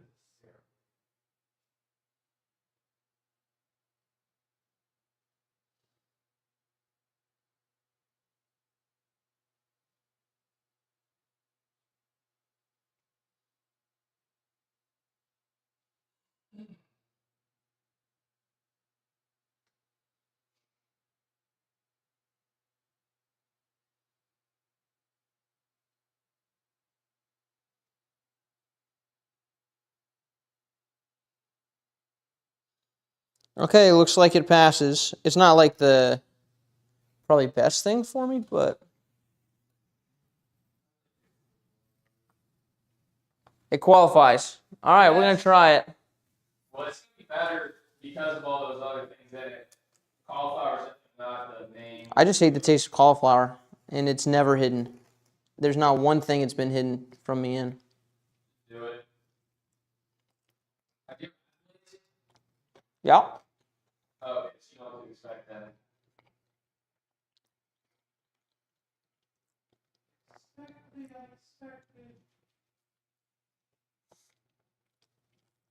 Oh no. See his face. It's contorting. It's all right. Okay. As far as all the cauliflower crust you ever had. It's not the worst cauliflower crust I've ever had. It might be the best of all the cauliflower crust I've ever had. Good. I don't think cauliflower. It's like cauliflower something. I think the other things way outweigh the cauliflower aspect of it. I gotcha.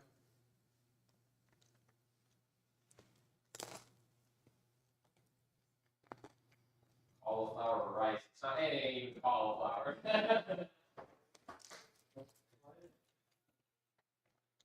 When I had it, I just remember tasting the cheese and the eggs. I was like, dang, that's a good crust. I was like, no way I'm allowed to have this. And then I realized I couldn't have it. They kind of skimped on the cheese though.